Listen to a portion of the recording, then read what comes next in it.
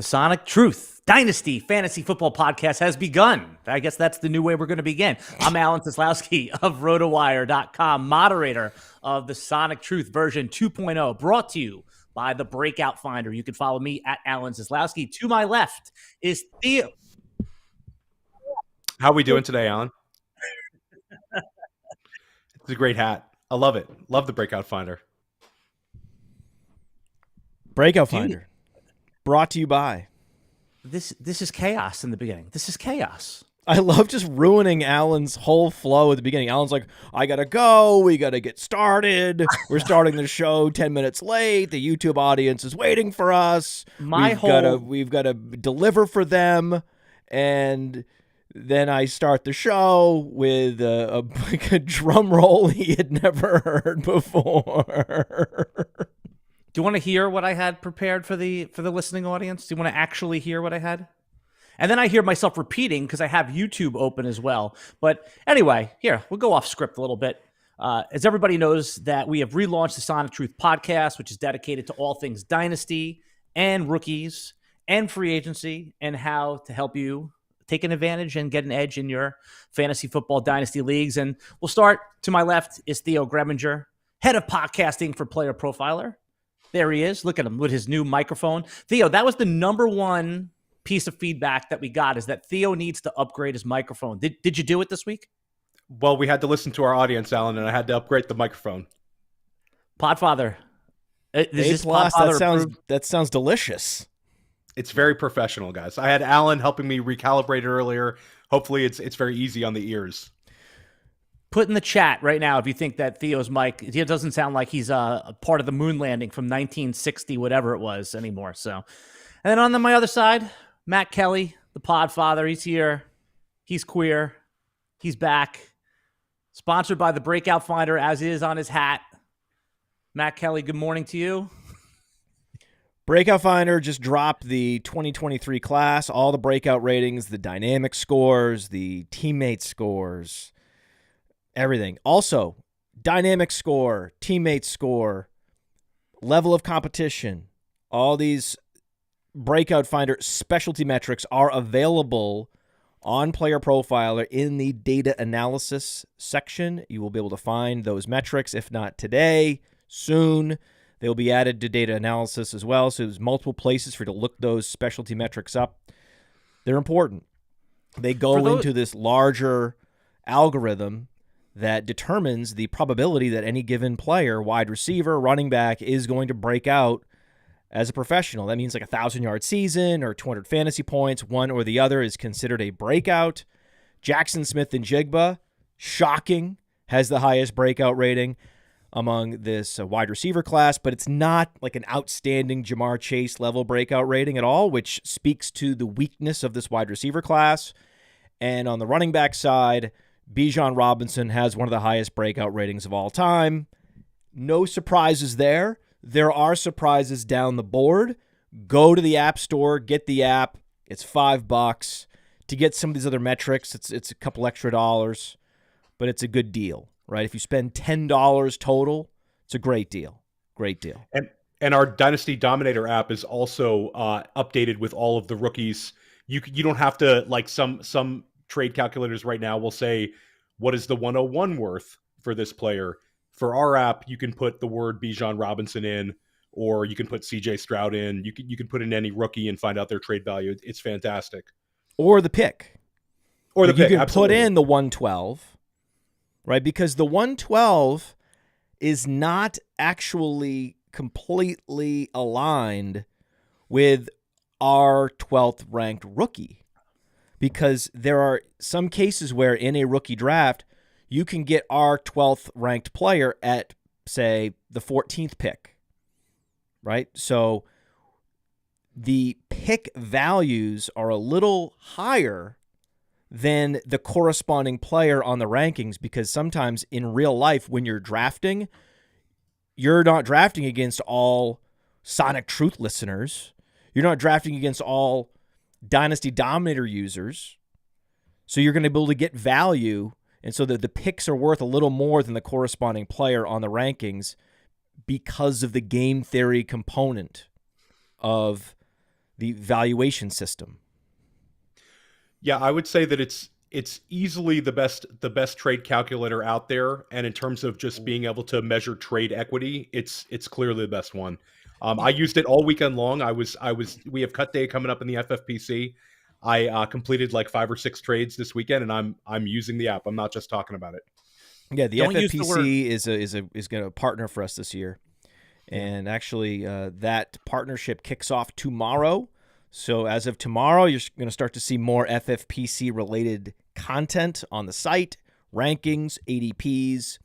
Will be integrated into Player Profiler in a lot of smart ways. We're very excited for that. Woohoo! It's awesome. I mean, for us FFPC players, it's going to be tremendous. And Billy Muzio and I, we are actually drafting in the $125 Never Too Early Best Ball tournament, and we're going to be talking about our team builds and some players that we view as values on First Class Fantasy this Thursday. So it's really awesome. I mean, a lot of us play FFPC, and for the FFPC player, there's going to be no better site out there than Player Profiler this season. I'm going to put the link to the First Class Fantasy podcast in the show notes and on YouTube for this podcast. Because if you like this podcast, if you like Theo Gremminger, you'll love First Class Fantasy. Alan, anything that we need to know about what's been going on in the NFL recently? By the way, I was just going to tell Theo, don't use the word trade calculator. That's like using the word timeshare. People don't like that word, so don't use. The Player Profiler BreakoutFinder app. It's you described it perfectly. Cross off that dirty word out of your vocabulary. We don't fucking say that, Alan. It's not called the trade calculator. Well, he just said it. Shame on Theo. Shame on Theo for misnaming. It's the trade analyzer. There you go. That's the official name of it, Theo. The analyzer. It helps me analyze trades and calculate this, bro. The verbiage on that was terrible, Alan. Well, that's why, and like I said, it's like saying timeshare. Nobody wants a timeshare. They want a time membership. That's how they position it now. It's a membership.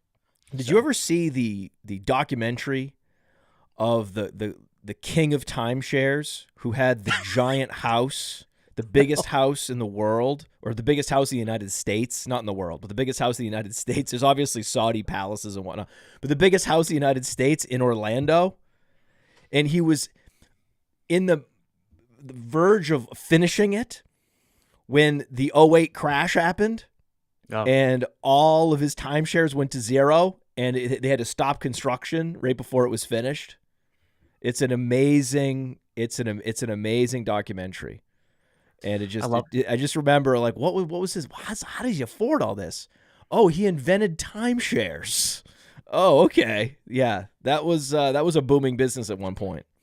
Yeah, no, it's more associated with like Bernie Madoff scam now than it is with having a nice consistent membership or a vacation home. But let's transition into some fantasy football, guys. We're here to help people with their dynasty leagues, and we're in the middle of the free agent frenzy signing. Right, some players, new teams, others going back to those teams. So I'll start with Theo, man. Just based on what we've seen so far, what do you think? Which signing, either the signing itself or a player that it affects, has had the biggest impact, and do you see, for dynasty fantasy football?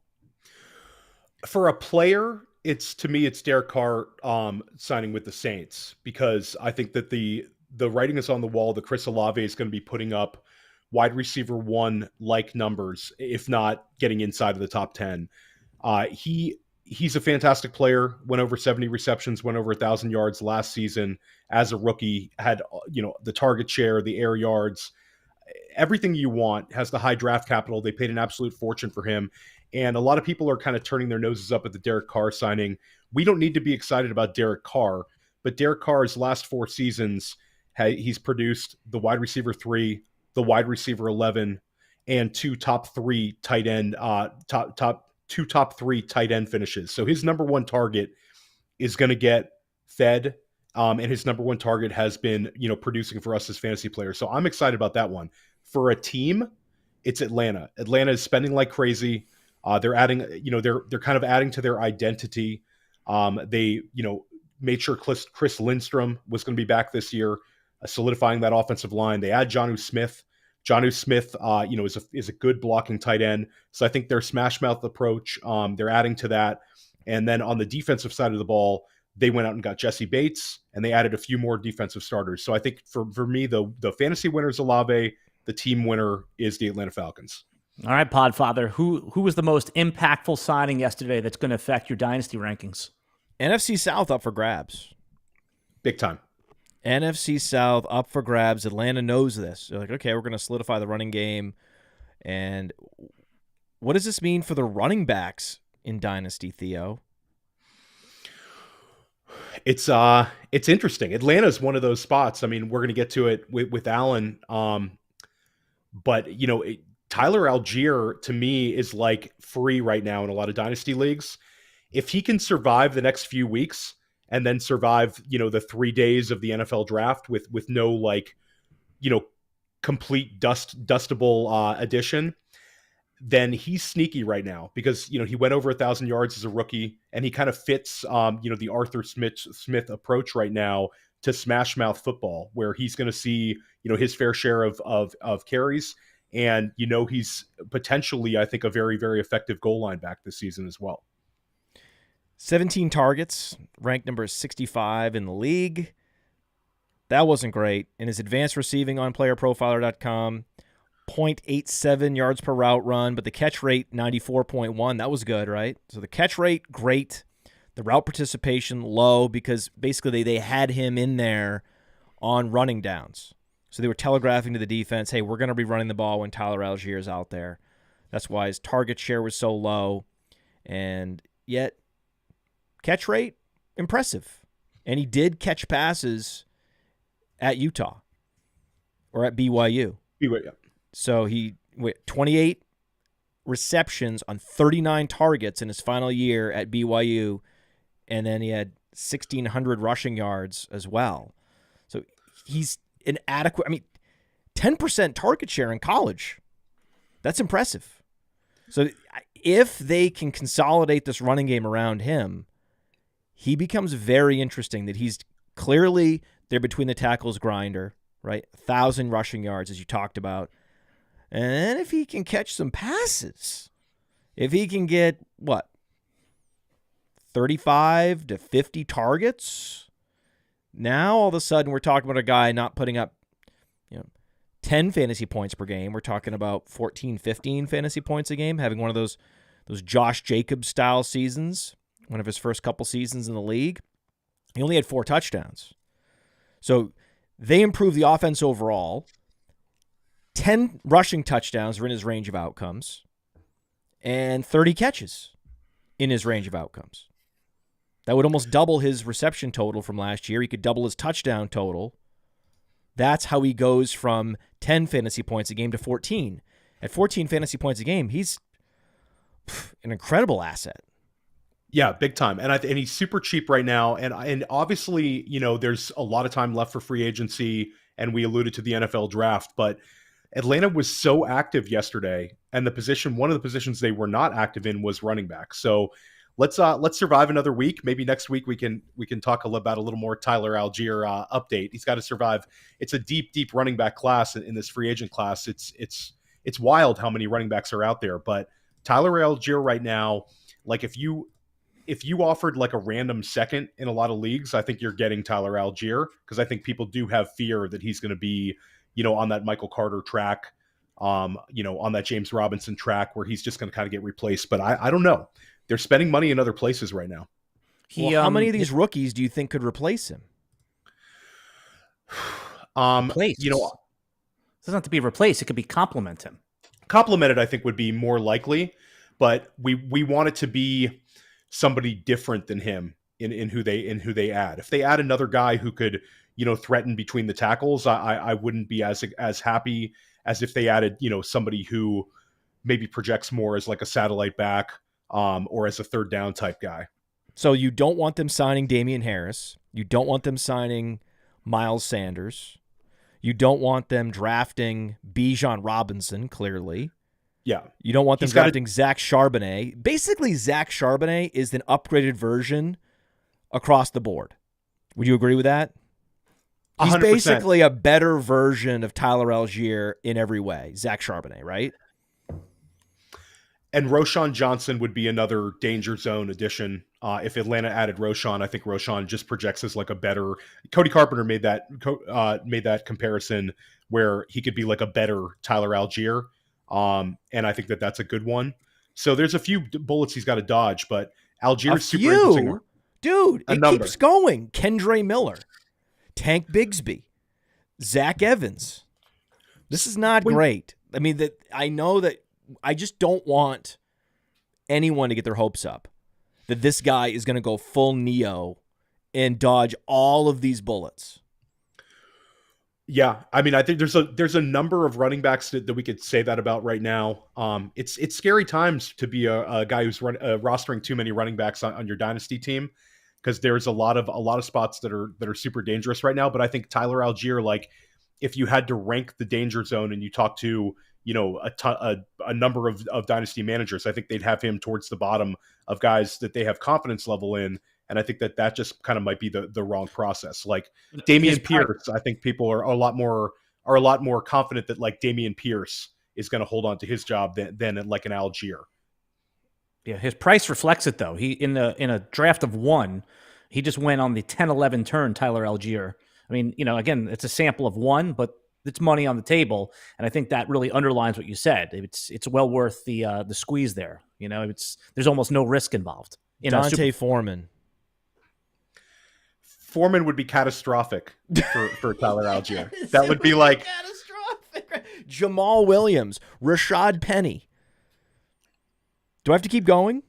No, you can keep going. You can keep going, but and you could talk about a few two-way backs that would also really diminish him. But Alexander Madison. So Madison's the one. Madison, I think could actually damage a lot of people, because all the backs you're mentioning, Madison's 24. And he has less tread on the tires than a lot of these players that we're going to be talking about. But we've also seen him have a number of RB1 type weeks, RB2 type weeks. Whenever he's gotten the opportunity, he's produced. And again, only 24 years old. So Madison is like that sneaky guy right now for the running back free agents, where he's less of a big name. But I think in terms of like appeal to NFL teams, I think he's going to have a lot of it. We need a week. Yeah. We need a week. I need a few more of these Dante Foremans and Alexander Madisons to settle before I'm out here drafting the Tyler Allgeier tier in my startups. I'm going to be leaning more wide receiver in those middle rounds until this gets settled. I know that there's upside there. It's just the probability is so low that he's able to dodge all these rookies and all these free agents. It's just crazy. It's crazy. How many running backs could even get to 1,000 rushing yards in 2023, given how deep all these rosters are going to be with this influx of backs that we're seeing from the draft? It's a great draft class. Plus, you're seeing all these running backs holding on. Latavius Murray's not going anywhere. Right? It's tough. It's tough to be a bell cow. It's tough. Would be a good signing for them. You could, if you're a guy that you were touting last year, Chase Edmonds would be a good signing in Atlanta. That would be complimentary to someone like Allgeier. I would love that. That would be fine, right, Theo? 100%. I would love a Chase Edmonds signing. If that was the backup in Atlanta, then it would be wheels up for Allgeier. Well, how does this make you value Josh Jacobs? Jacobs, to me, just because of all the tread on the tires, last season, Jacobs is the guy. And Alan and I actually had this conversation about Josh Jacobs on the RotoWire pod, where Jacobs is a guy that I would like to take on if I'm a contender. If I have a top, a upper half roster in my dynasty league, I don't mind taking on Jacobs. But these guys that see this incredible amount of volume oftentimes will have, a down year the following, because, it was a perfect storm for Josh Jacobs last year in terms of the usage and in terms of the production. And I don't want to go overpaying for it. But if somebody wants to get out of Josh Jacobs and I have like a top 4 roster, sure, I'll take Josh Jacobs. I think it's hard for me to see him not being, at least an RB2 next year. and I think he could absolutely come back and be an RB1. And I have confidence in him. I just don't have long-term confidence, despite his relatively young age. He's pretty safe, right? They signed him to a $10 million one-year deal so that he's locked in as their primary back there. They're spending in other places like Jakobi Meyers, who we'll talk about in a little bit.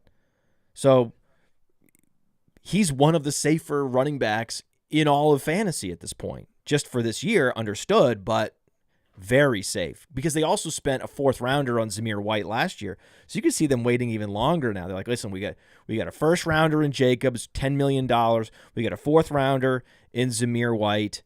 And then we can bring on a satellite back. Like, that's the other thing is, like, because Zamir White is also on the roster, they're not going to sign anyone in that archetype, right? They're going to bring in a satellite back. They're going to be in the market for a Chase Edmonds. Yeah, I think that's about right. Jacobs, it's funny. Alan brings up a dynasty startup. It's tough. It's tough doing a dynasty startup right now before free agency and before this NFL draft, because you're going to see a number of backs go on day 1 and day 2. And then you're also going to see all of these free agents have landing spots. And there's a couple of these guys are not going to sign with teams until after the NFL draft as well. You're going to see these Leonard Fournette types maybe sit around and wait for that perfect landing spot where they're going to kind of get that volume opportunity, because it is going to be such a wild, running back free agent market. Once one signs, you'll see others kind of like landing in place, would be kind of my expectation for this running back free agent week that we're going to see ahead. I mean, Atlanta and Las Vegas are the fascinating places right now, because Atlanta's, they're just bolstering everything, right? It's like not like Jonnu Smith is a threat to Kyle Pitts. Right, the team is getting better. You think, there's going to be more touchdowns scored here. And then on the other side, you have Las Vegas. Las Vegas? I mean, they got Jimmy Garoppolo coming in. They're signing Jakobi Meyers. And Davante Adams is going to social media saying, if you haven't contacted me in the last 2 weeks, don't bother reaching out. Fuck you. We're not friends.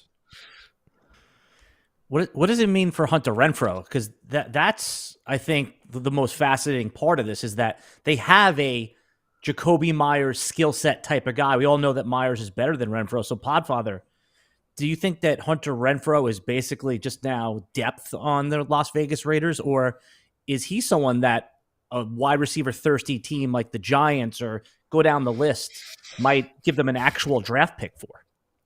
We took hell, Alan. Hell. You understand? There are Hunter Renfrow zealots out there. And after what he did in 2021, the fact that we would not push him up the rankings and he was in that Tyler Boyd zone and he was going to be there for the rest of his career, that was his ceiling, and he couldn't, and they're like, well, he was awesome. He vastly outscored Tyler Boyd, right? And it was like, that's not who he is. Okay, those first few years in the league where he gave you absolutely nothing matter. They matter a lot. And this screams anomaly season for Hunter Renfrow. And then sure enough, boom. So it's like, hey, you guys had to move Hunter Renfrow way down. Well, yeah, most services did. They don't want to tell you where they had Hunter Renfrow a year ago. We're happy to be like, yeah, we've been moving him down incrementally, but like we've never had him anywhere close to where anyone would get him. I don't have any Hunter Renfrow in Dynasty. Most people that follow us don't. Why would you? He is what he is. He's no good, right? Anyone in the right situation with the right injuries around them and on a team with lots of garbage time, right, cranking up the pass volume, is going to be in a situation where they're going to get a bunch of targets and they're going to score a bunch of fantasy points. You have to be able to diagnose what that is. Is that a signal this player is good, or just that he was in the right situation at the right time?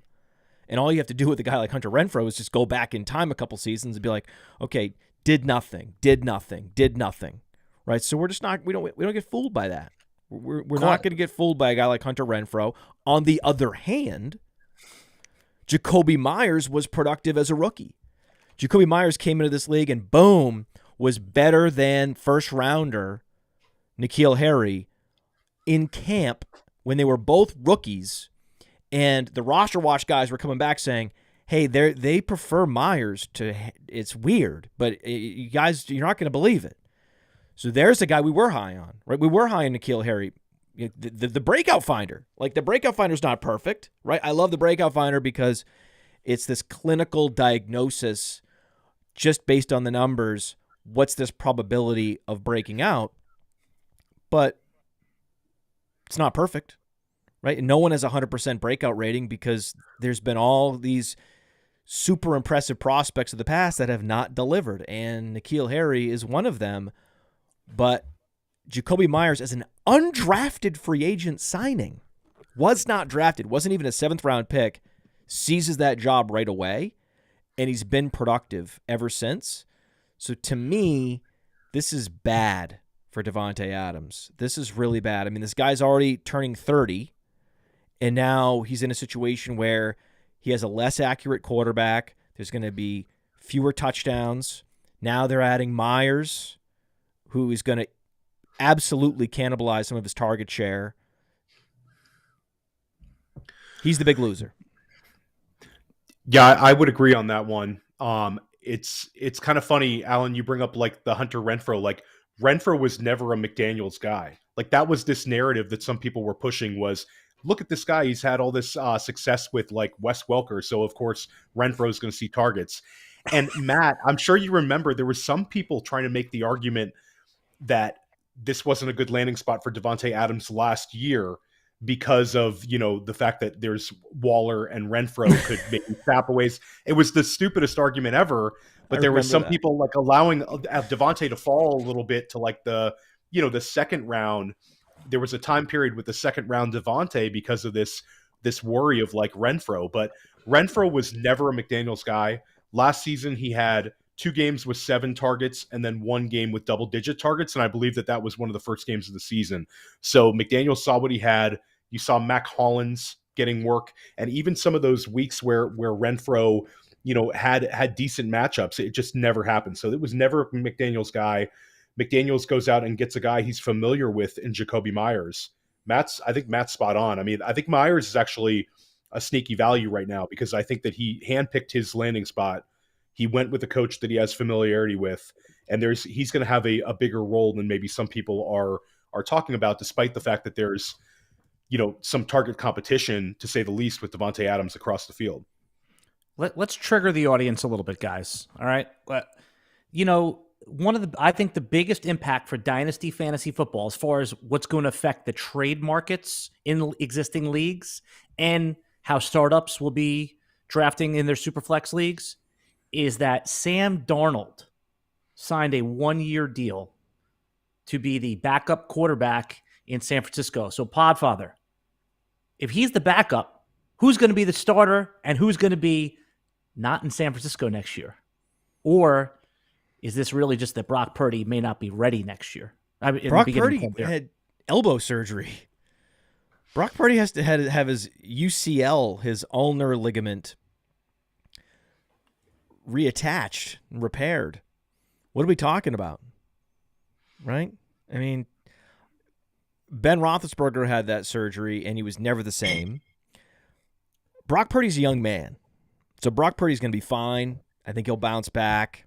He's not going to be, you know, a 6 yards of a target depth per attempt quarterback like Ben Roethlisberger, right? The old 6.0 ADOT quarterback. That's not Purdy, right? He's going to be, again, the younger you are, the more elasticity your ligaments have, the faster you heal. So longer term, I think he'll be okay. But it's going to be like 2024 if we could see the old Brock Purdy. But again, the old Brock Purdy had a very Hunter Renfrow-like season last year, right? So Brock Purdy was a 7th-round pick. He was Mr. Irrelevant. He was a great value. He actually had better seasons previously, and that's always a great source of value when a guy's coming off a down college season as a senior. A lot of times that's a source of value in the draft, and certainly the 49ers got that with Purdy. But it's the Trey Lance show. I'm on Trey Lance. Trey Lance was a third overall pick. So you have the skill set with the draft capital to support it. He's had injuries. When he's been called upon, he's been productive, right? He had a game where he rushed for a bunch of yards and a touchdown. He had a game where he threw for a bunch of yards and touchdowns. And he's very small sample. And he has the whole offseason to operate as the starter, as Purdy recovers and recuperates. Sam Darnold, no threat whatsoever. To me, this is great. This is great. This is A, an acknowledgement that Purdy's not going to be ready, and B, no threat to Lance. So if anything, it just adds confidence to the Trey Lance as the starter and a great value argument. Theo, I mean, you agree, though, that Sam Darnold is the exact guy, if you're rostering Trey Lance, that you wanted signed there on a one-year deal? Absolutely. It's a huge win for Trey Lance to have Darnold show up there. Darnold's, it's weird. Shanahan's kind of had like an affinity for Darnold for years now. He was, before they drafted Lance, there was like the rumors that they were, thinking about trading for Darnold, but I don't know. For me, it's like Matt hit the nail on the head. This is a huge win for Lance.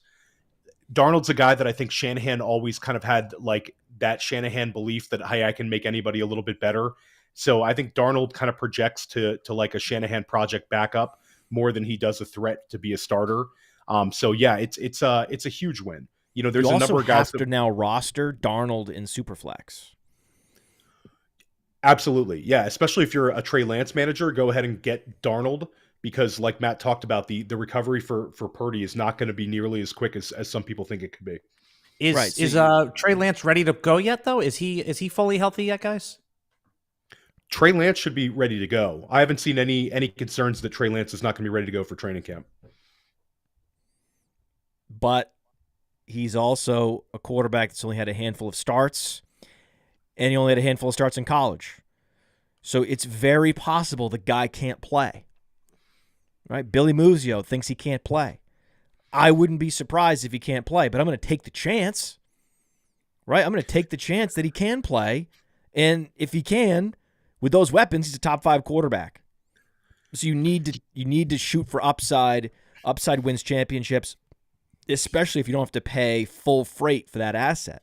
That's what you want to be doing. That's how you win fantasy football, is to be the one that finds where is the upside that I can take strategically at value once I have my core set. And Lance is the perfect player to draft, especially for Superflex. But given all the risk and given all the uncertainty around whether or not we even know what the hell this guy can do in different situations, we haven't seen him in a lot of situations. Darnold starting 6 games, very possible. Darnold starting 6 games with those weapons, very interesting.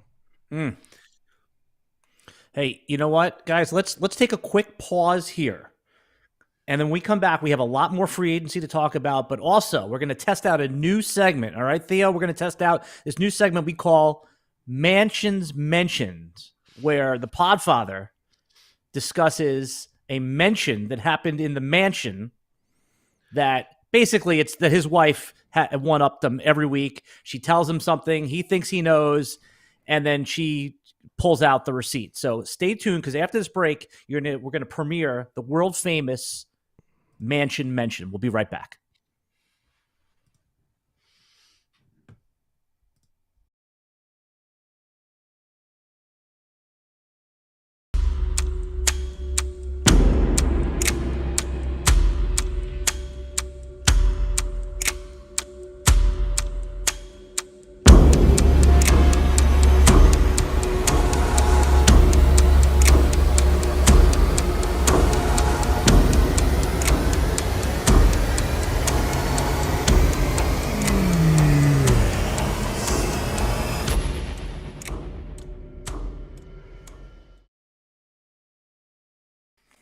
Oh, baby.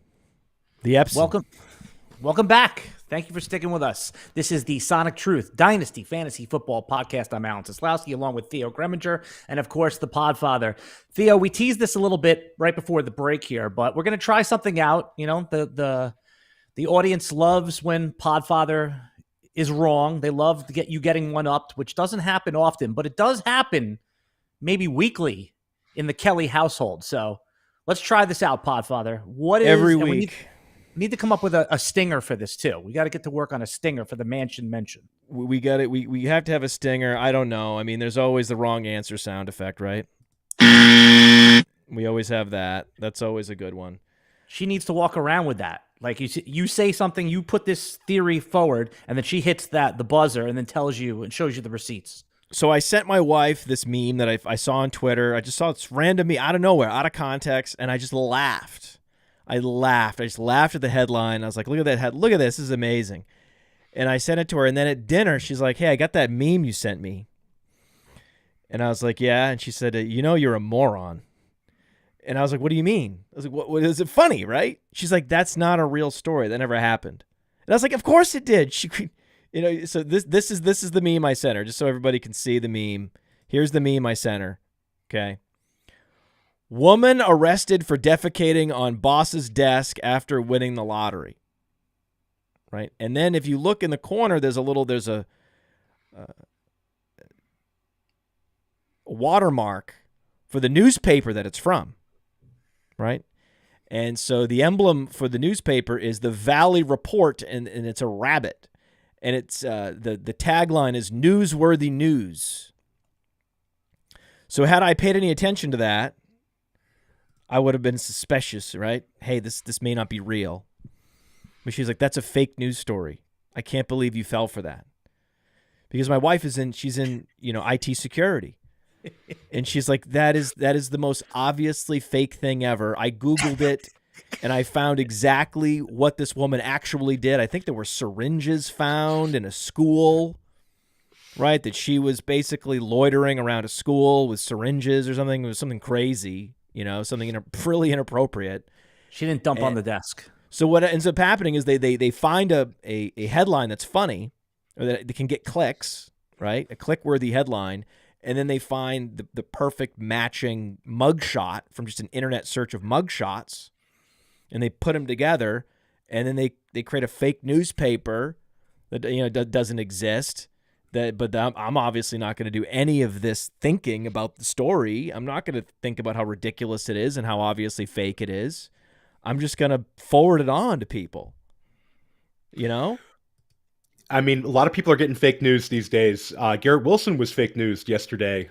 So Podfather, you're not by yourself, you know? What happened to Garrett Wilson? So Garrett Wilson started sending out all these tweets that made people think that the Rodgers signing like happened, or it was happening like this hour or today. And it was him reacting to like a Dove like Kleinman tweet where it was like he kind of got fake news by, you know, some big like, you know, clickbait. Yeah. Was it Trey? No, I think he said it was because of Dove, but Dove retweeted. Dove just like the Dove Twitter account literally will take like a tweet from Matt Kelly, and it'll make it look like his own words, and then it'll say like courtesy of the Podfather. He literally does that all day with every single big NFL account. And Garrett Wilson saw his tweet from a Trey Wingo one and thought that it was happening, and then had to like walk it back later and say, you know, I got taken by this guy Dove. And then now all these people are quote tweeting it and just going after Dove tweets. It's so everybody's getting fake news these days. There's a lot of it out there. And then I had to answer to my daughter. She was like, well, what? Why was she didn't get it. She's like, why is she, what? And I was like, if it was just woman defecates on boss's desk, not a big deal, right? No one's interested in that, right? After winning lottery makes it really funny, right? Makes fantasy. It somehow, you know, the slightest bit believable. And that's what they seized on with me. She's like, my wife was just like, you're so gullible. So we could just keep finding every week this happens to me. So I'm going to start writing it down, put it in the show notes. When my wife makes me feel dumb, points out when I'm gullible, And then again, we have to like, no, well, honey, so what happens is when you win the lottery, and I was like, can you imagine how much she hated her boss? What did her boss do to her? And she's like, it wasn't real. It isn't a fake story. Why are you asking questions? And I was like, it's a fun topic to talk about. She's like, it's like she wouldn't even discuss it. She wouldn't even like talk about the theory behind it or the feasibility of it. She was like, it's fake, therefore we're not talking about it. It never happened. So I'm not devoting any brain power to theorizing how and why she ended up taking a shit on her boss's desk, because it did not happen, Matt. Yeah. You know, we all have a good shit story, right? I mean, we all have a story in our life experiences where they had to do with pooping or something like that. And there it is. There it is. Go ahead, Theo. I mean, do you think that Matt would have fallen for the Arabian Prince scam a decade ago?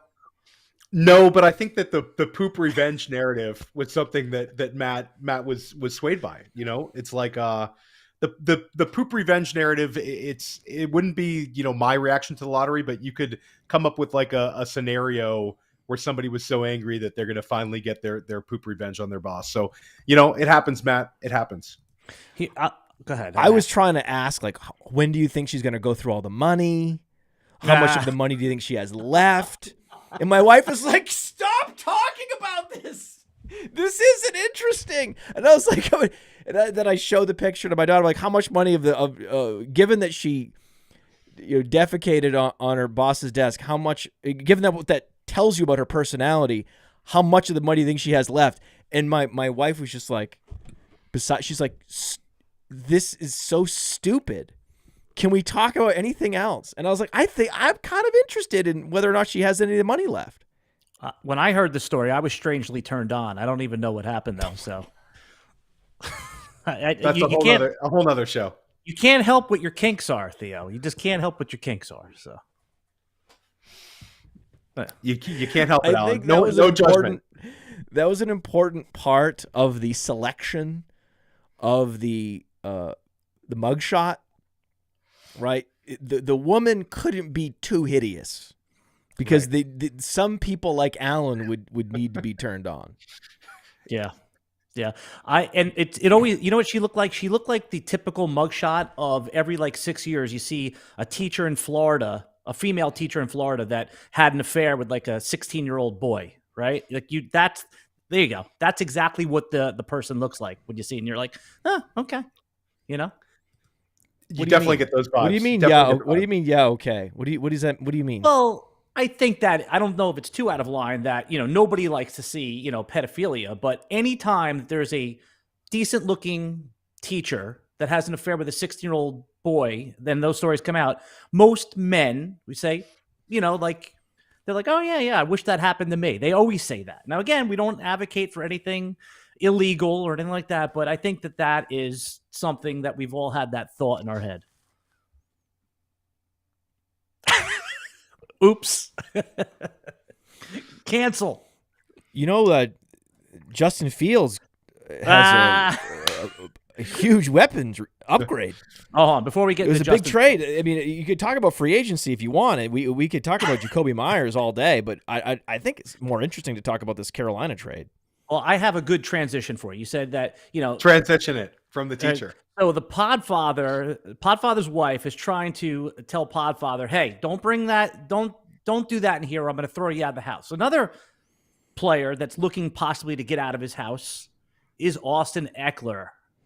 Austin Ekeler reportedly is asking permission to seek a trade. So what I'm asking you, Theo Gremminger, is this just leverage because he's set to make $6 million this year and has obviously outplayed his contract? Or does he just really want out of that Chargers offense and onto another team who might actually give him at least what the franchise tag money is, in $10 million? I think he absolutely wants and absolutely deserves a big payday from the franchise that he played as an undrafted free agent for. And I think that he views this as kind of like his last chance at that. And I think if the Chargers are not going to pay him, I think he absolutely would move on. You've never seen Austin Ekeler do these sort of. Austin Ekeler is the ultimate team guy, the ultimate guy you root for. Just a fantastic person. He's always working out. He cares about our fantasy teams. There's literally nothing negative about Austin Ekeler. So for him to come out and kind of look to seek a trade, I think he absolutely wants a big payday, and hopefully the Chargers, give it to him. You're talking about a guy who's top 10 all time for the Chargers in receptions, top 10 for the Chargers all time in rushing yards. The guy's been a fantastic Charger. Last season, he had the best year of his career, and he's also a perfect fit for their franchise quarterback. So it makes sense for the Chargers to pay him. But if he doesn't get it from them, I think that you could absolutely see a move. If he leaves, it's not good. He is in the best possible situation for Austin Ekeler to be in Los Angeles. Anywhere else he goes, he loses value. Bengals? 100% agree. No, I agree with Matt. I think that even if he goes to the Bengals, he loses value. It's a perfect situation. Herbert targets him. He has a quarterback who's not a rushing threat, and it's been an offense that's featured him. The other running backs around him are no threats to him. None of those guys have worked out. People wanted Spiller to be a thing. They wanted Josh Kelly to be a thing. It hasn't been anything. So, yeah, I mean, if he ends up on the Commanders, which is the rumor out there, he obviously goes to a much worse offense. We don't have any sample size of Sam Howell targeting running backs, and Sam Howell is clearly a mobile guy, and it'll be a much worse offense with a brand new offensive coordinator. As successful as Eric Bieniemy is, we're hoping that Bieniemy can take that Commanders offense up a notch. So, that's the team that all the rumors started. And the Commanders do seem like a team that could really use an Austin Ekeler. It would be a big name, very goodwill signing. I think they'd get a lot of positives from their fans getting an NFL star like that. It seems very Dan Snyder-like. If he ends up there, though, I mean, he drops down from right now. He's a top 2 running back, in FFPC in redraft. Yeah, and he's at top 2, and then in Dynasty, he still holds a lot of Dynasty value if he stays on the Chargers because his game doesn't age out. You could see him aging into a James White role where maybe he takes on a lesser rushing share, but he still sees that tremendous target share. So it's Matt hit the nail on the head. It's a catastrophic situation for his Dynasty managers if he moves on. I mean, you're talking about going from potentially a top 3 running back this season to a top 15 running back. And then in Dynasty, forget about it because you don't know how he'll age out on some of these other teams. A lot of these teams are not going to target the running back in the same regard, the same manner that the Chargers do. Even if they change stylistically, you need that quarterback who's willing to check down. So our Dynasty rankings have an uncertainty quotient built into the lifetime value rating that drives all the rankings. Okay? Just this whisper campaign about him potentially being traded maybe hurts him because it increases the uncertainty and it drops him. So he's going to lose 10 lifetime value points. If he does leave the Chargers, he goes from RB8, RB9 into that RB14, 15 zone. Just instantly. It's an instant change. It's no good. You don't want to see it. No, not at all. And that becomes, it's also kind of like the domino effect though, because if Austin Ekeler does get moved, that running back who ends up with the Chargers, I mean, you see a lot of people saying yesterday that they're going to draft Bijan Robinson there. We would be ecstatic about that. But how about Jahmyr Gibbs? If they went and got Jahmyr Gibbs, that would be the ultimate Jahmyr Gibbs landing spot. That would make Jahmyr Gibbs move into a top 2 round redraft pick this year. And that would make Jahmyr Gibbs move way up our Dynasty rankings if he landed next to Herbert. I mean, you'd be talking about... Yeah, he's already RB12 in Dynasty already. He would be like RB5 if he got attached to Herbert. He would be like, hey, Saquon, hey, ETN, move 100%. Over. Yeah. That's crazy. But very possible. I don't think Austin Ekeler is going anywhere. He's too integral to that offense. I just don't see it happening. I think this is just a leverage play by him, and good for him. I think it's a great leverage play. Can we talk about the Bears now? Am I allowed to talk about that now, Alan? Yeah, let's set that up a little bit, all right? So unless you've been living under a rock, you know that the Bears have been trying to trade back the number 1 pick, right, Matt Kelly? So the Bears, they had a few offers. They got the mother load. They got to move from 1 to 9. They got next year's first-round pick from the Panthers. They got pick 61, which was the pick that the Panthers acquired in the Christian McCaffrey trade. And they also got an additional second rounder. And, in an expensive wide receiver market, guess what? They got DJ Moore. So when you break down this trade, Matt Kelly, start with the part that we all want to know about. Does this increase DJ Moore's value? Is he stay the same? Or is this the same problem that DJ Moore is going to have with a quarterback who hasn't yet proven he's a skilled thrower in the NFL? Whoa. We need to respond to the rant. Someone on Facebook, Justin Vetter on Facebook, is saying Alan lost 20 lifetime value points for his pedo rant. First of all, Alan is the man, and that was not a pedo rant at all. I object to that 100%. I personally, and I can't imagine anyone going through high school and not having fantasies about one of their teachers. I absolutely had countless fantasies about Mrs. Martin. Oh, I still think about Miss Scuderi. Okay? And then you would wear the blouse, and you see if you could see between the buttons, certain angles. It was all class. All I did was hope that maybe she would be positioned in such a way with the angle and through the buttons that I could see a little bit of something that I didn't even know what it really was, because it was all theoretical at that point for me, right? So I lived through that. And if Justin or anyone in the chat is pretending that they didn't go through the exact same thing and have those exact same fantasies, okay, maybe you're fantasizing about other things. It's possible.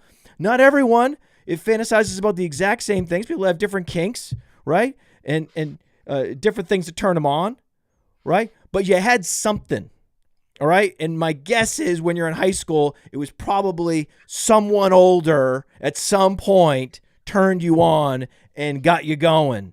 Shut up attacking Alan about this. He's just being honest. The last thing we're going to do is let anyone on this show get punished for just being honest. Yeah. Tell me where the lie is, assholes. Tell me the lie about anything that Alan said. Shut up.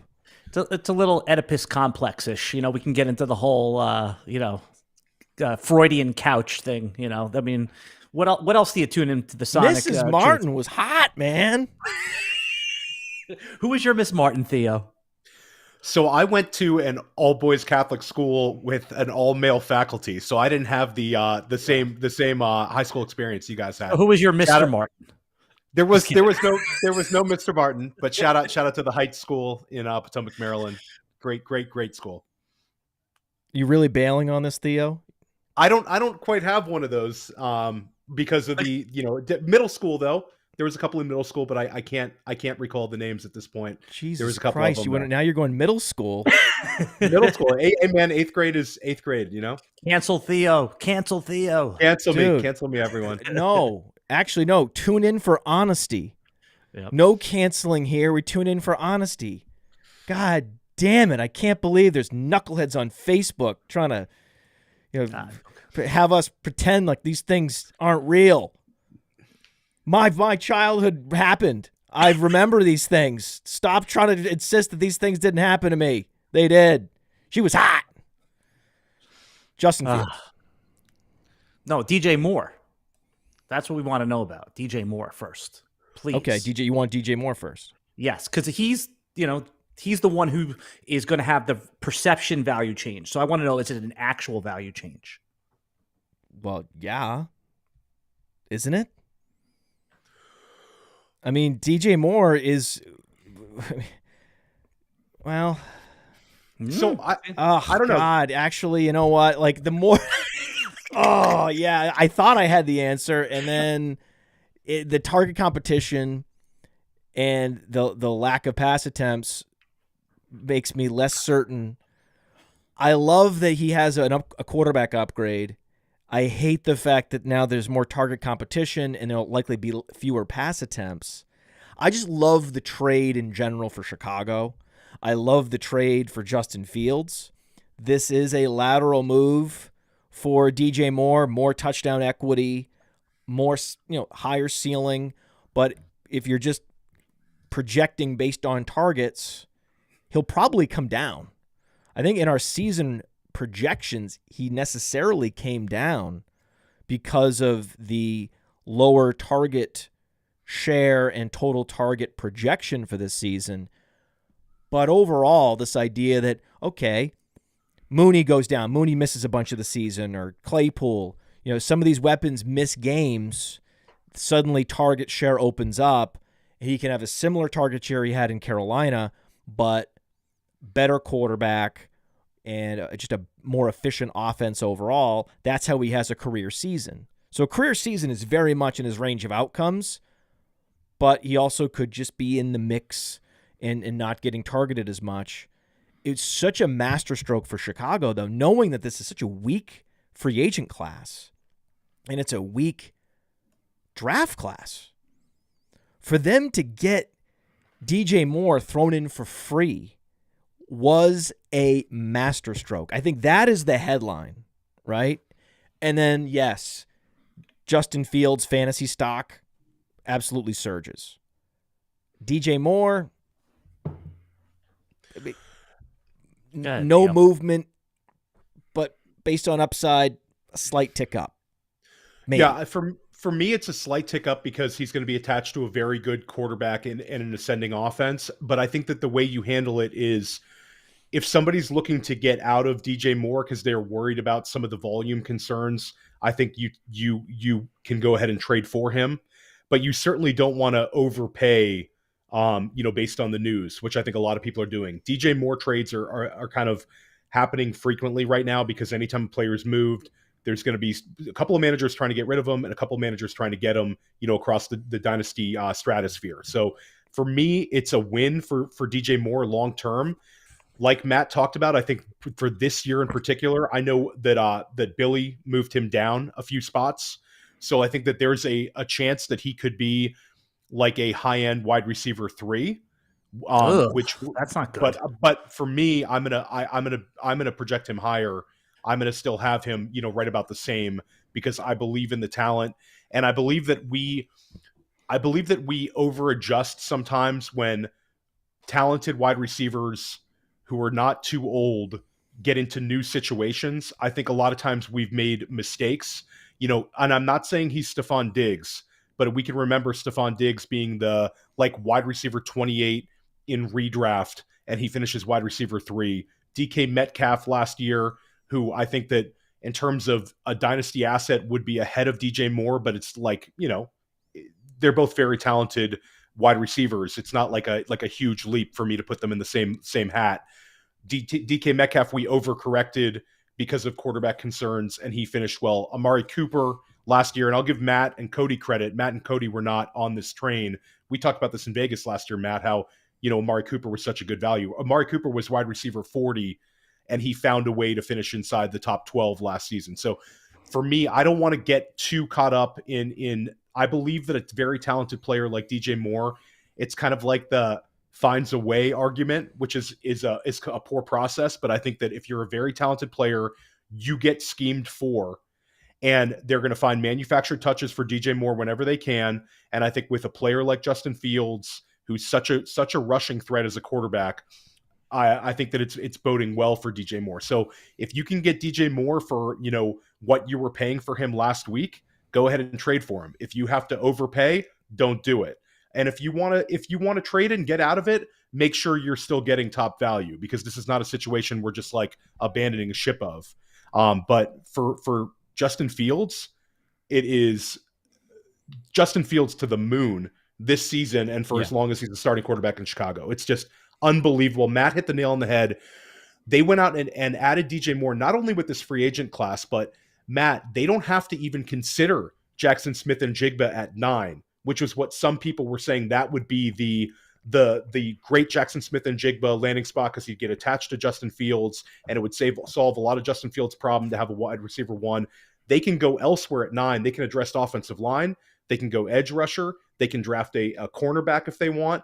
They can go any way they want at 9. They can move back again. They don't feel any pressure to add, a wide receiver 1 type.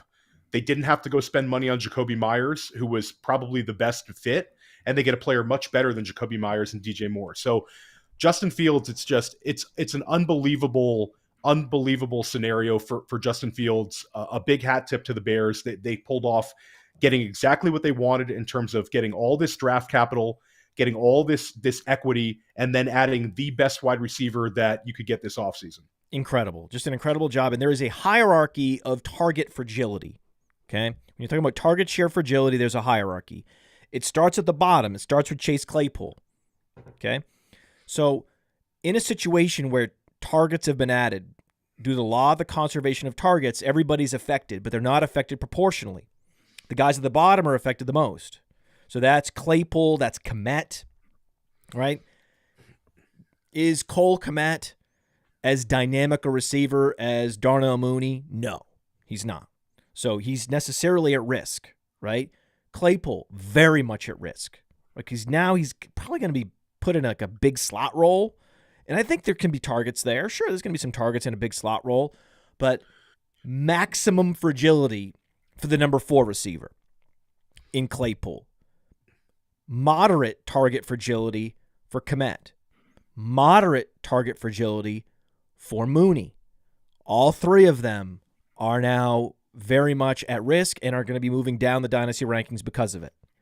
Moore at the top of the pyramid is less susceptible to any of that fragility because if he's open, they throw him the ball, right? If he's not, they then go down the board, and then it depends on where a guy is at in his route progression, whether or not he's in a throw window or not. So that's why in practice you don't see a proportional change in lifetime value, even if 2 guys are the same age. It depends on where they stand in the target pecking order. Yeah. And you remember also is that you mentioned Claypool. Claypool was thought of as a player that could convert to tight end, right? He was thought of as a big slot when he came out. So it's interesting that you circle back to he's going to be what everybody thought he would be when he came out in the first place. Oh no, Alan. Oh no. Oh, let's get receipts out, my friend. Let's get receipts and slap them on the desk. Okay? I was mocked after Claypool was the next DK Metcalf, right? After post 2020, this is a DK Metcalf level receiver. Just look at the year 1 production. He had a 4 touchdown. The athletic profile. And I said, man, I don't know. I feel like DK Metcalf was super productive early in his career at Mississippi, and it took Claypool until his final season to do anything at Notre Dame. But go ahead, everybody. You run out and celebrate Claypool. Go put him in your top 5, top 10 dynasty wide receivers. Just vault him. Fine. Right? He's Calvin Johnson. Clearly. Right? Clearly. He's Calvin Johnson. And my silly, silly take that he should move to tight end, or he has a future at tight end in the league. I think that's what I said. I said, I look forward to the day when they finally come to terms with the fact they got to move this guy to tight end. Based on what I saw at the Senior Bowl, that was my assessment. And now we're in that world, guys. We're in that world where it could be November 15th, and you're starting to hear news stories breaking that he may be playing some tight end. What if Kmet gets injured? Right? That could help to expedite that process. He is a move tight end. This is what he is. He's got stiff hips. He's got incredible athleticism at 230 plus pounds. Guys like that almost always ultimately convert to a move tight end, big slot, weapon in the league. And by weapon, I put air quotes around it because they're not really a weapon. They're just a guy that no one can figure out how to fucking use. Be fun if it was on the Juwan Johnson track for Claypool. Like that would be a nice outcome for Chase Claypool to transition to tight end. That would be awesome. But I think that what DJ Moore also does is he moves those guys to like their correct positions, where Claypool and Mooney are complementary pieces now, and you have so much speed in that wide receiver core that Bears, all those guys can run. They can run all day. So like Justin Fields going from 17 touchdown passes to like, Matt, you'd say 27, like that's not a crazy outcome for him to add 10 touchdown passes on his total this year. So I mean, I think we're talking about Justin Fields being, gosh, I mean, for this year, I don't want to get too crazy, but I mean, the guy legitimately can finish as a top 3 quarterback with QB1 overall in his range of outcomes. If this offense just gets into like the upper half of the league, I think they don't have to make enormous strides. They just have to get a little bit better and a little bit more efficient. And Fields, all of a sudden has the weapons. We expect the offensive line play to be better. And we just think we expect to see him have, maturity as a starting quarterback as well. I mean, I think just more starts in the NFL. This will be his 3rd year. This will be him on the same system for 2 years in a row. I am extremely bullish on Mr. Fields. It's, if you don't want the if the passing touchdowns go up, though, I'm just curious, Podfather, do you think that the rushing touchdowns could come down a little bit? No, we're hoping just for a more efficient offense, and all the boats get lifted up. There's just more sustained drives, means more total plays. The defense is still putrid. This is a multi-year rebuild necessary for the defense. So the defense was the worst in the league and the best to play in fantasy football. Looking at matchups, you always wanted to play the Bears, whether it was a running back, receiver, quarterback. They had the most fantasy points allowed across the board last year. That's not going to change for another couple of years because they're trying to accumulate picks so that they can attack this problem and go get edge and corner, and it's going to take years. In the meantime, they're going to have to score a lot of points to be competitive. And so they're going to open up this offense even more. That's what they're signaling. It's the opposite of what's happening in Atlanta, right? Atlanta is signaling they're going to continue to close down this offense and become a running team. Now, Chicago's acquiring DJ Moore. They're saying, oh, no, we're opening this thing up. We're going to have to open it up. And what's interesting, and this is maybe the first example I've ever seen of this, where I could see a player jumping up 5 spots at his position in seasonal leagues, right? Where you might have him at, QB8. Now there's a conversation for QB3, right? In seasonal leagues. It's crazy, right? But it's going to start and only get more and more and more and more bullish on Justin Fields as the offseason goes on. I just think his best ball ADP continues to climb and climb and climb. I can't see anything stopping it. They're going to go ahead and add offensive linemen in the draft, just continue to bolster the case that he's undervalued.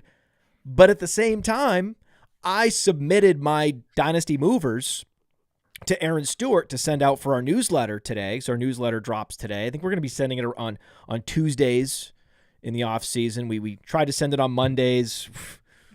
That's a lot to ask everybody to get all their info for the newsletter together on Mondays. I think we're going to be sending it on Tuesdays. How can you sign up? Tell people how they can get the newsletter. That's important.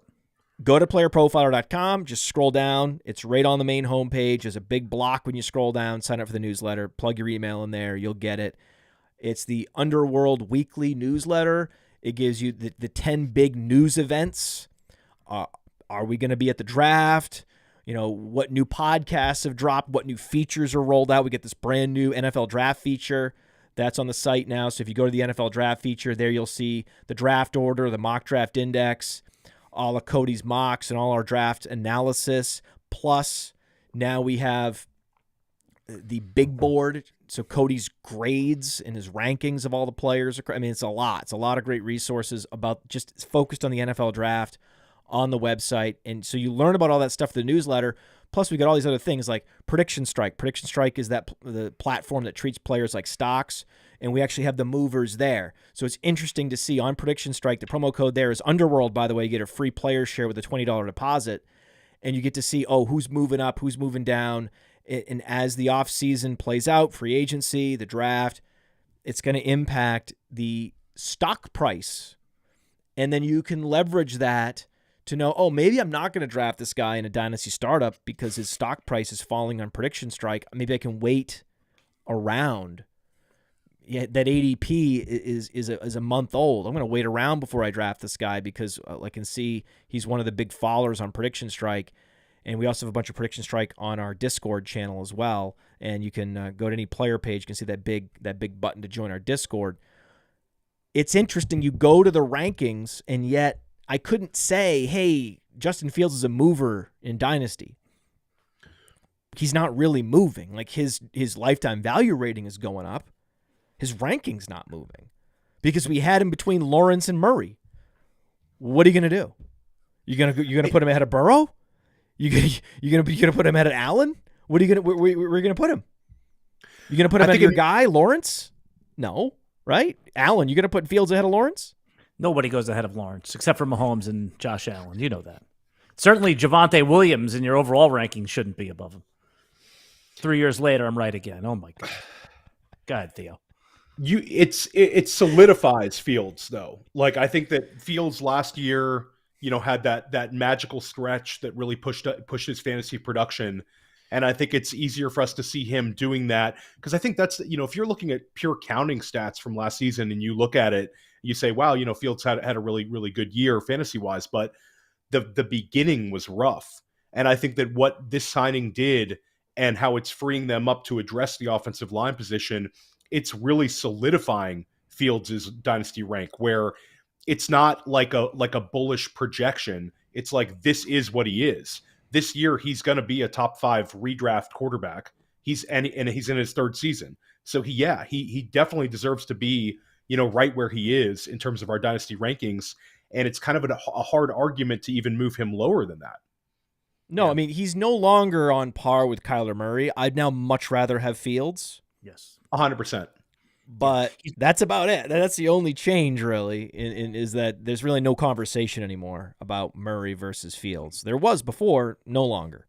Right. There's no longer risk. It's no longer a projection there. Some of the risk profile was just sucked out of him with the confidence that he is going to be the quarterback there, and now they have a credible wide receiver 1. I think that's what it is. You've always had him there. It's less risky now. So I want to stick with quarterbacks, though. No, guys. The quarterback there this year, and we know he'll be the quarterback there next year. Yeah, yes. For the foreseeable future. He's insulated and probably now. In the years to come.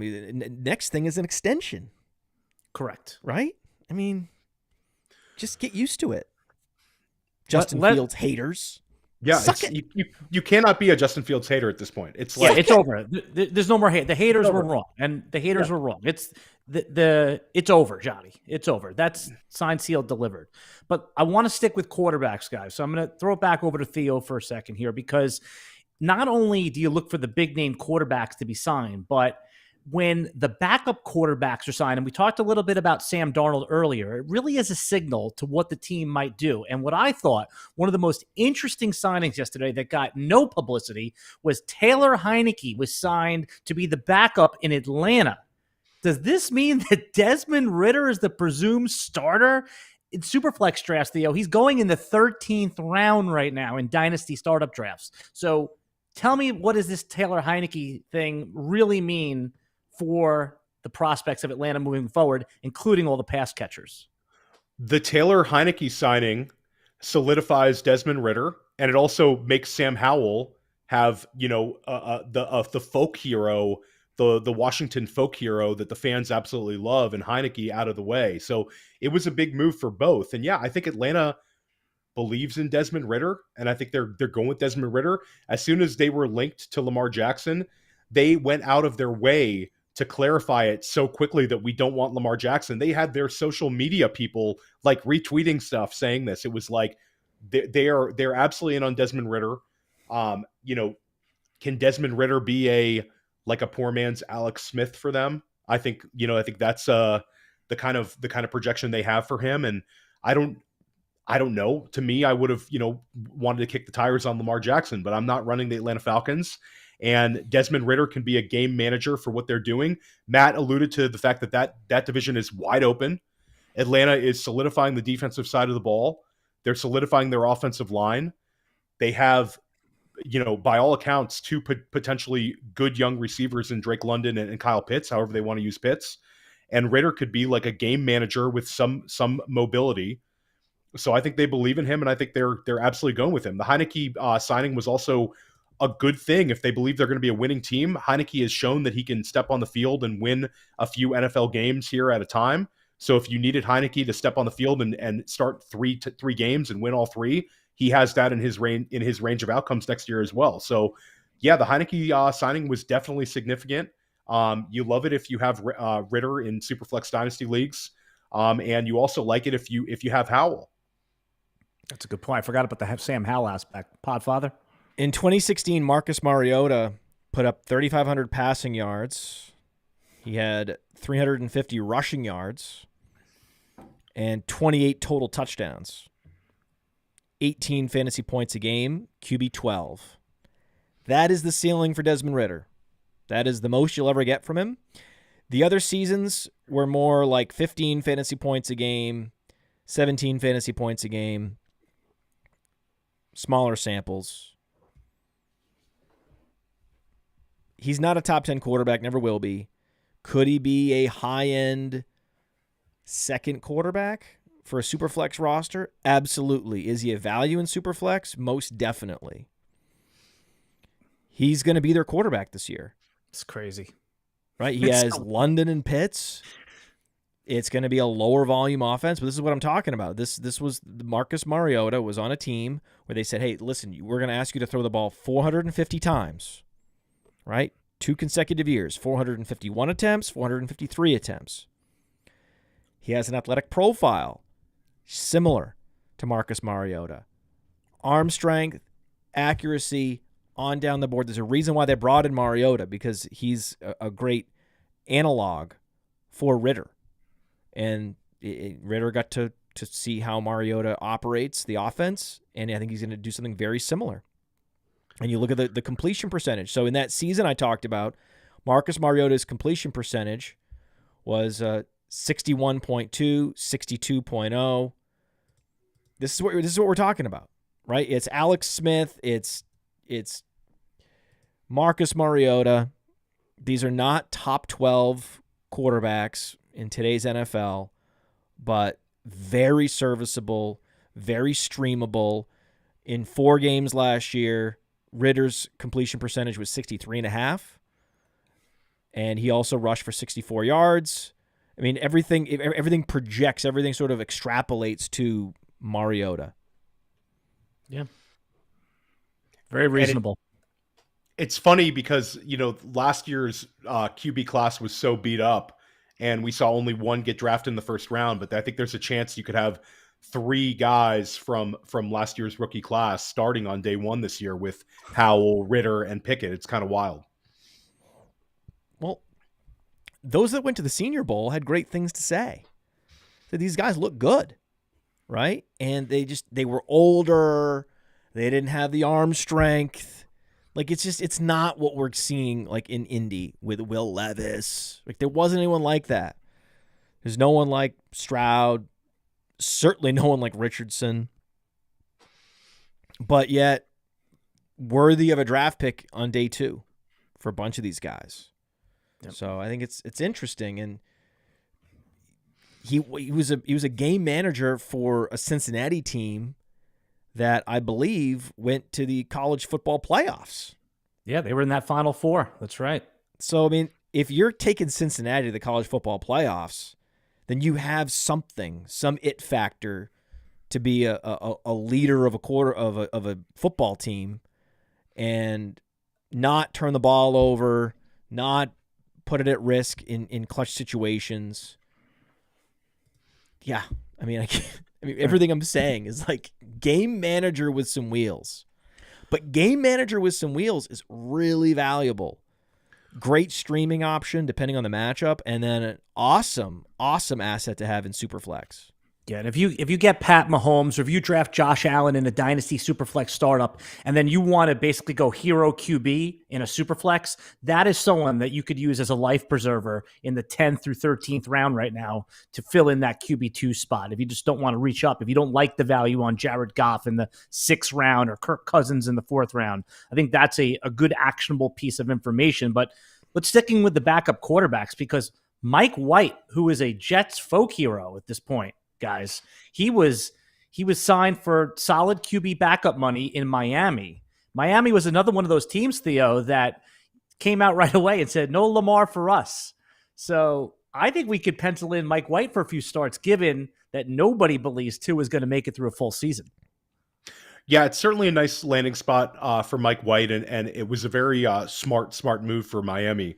I mean, Miami has really gone out. They got Jalen Ramsey on the defensive side of the ball, and then they solidify with a backup quarterback that they feel confident in Mike White. So it was absolutely a win. I think that it's good for Tua because it's not like they're bringing in somebody who's a real threat to him. I think Mike White is more of a traditional backup, but a good one at that. And they also take him away from a team in their division where they don't want to see the Jets get Mike White for cheap as a backup quarterback. So they go ahead and get him. So really a nice week for Miami.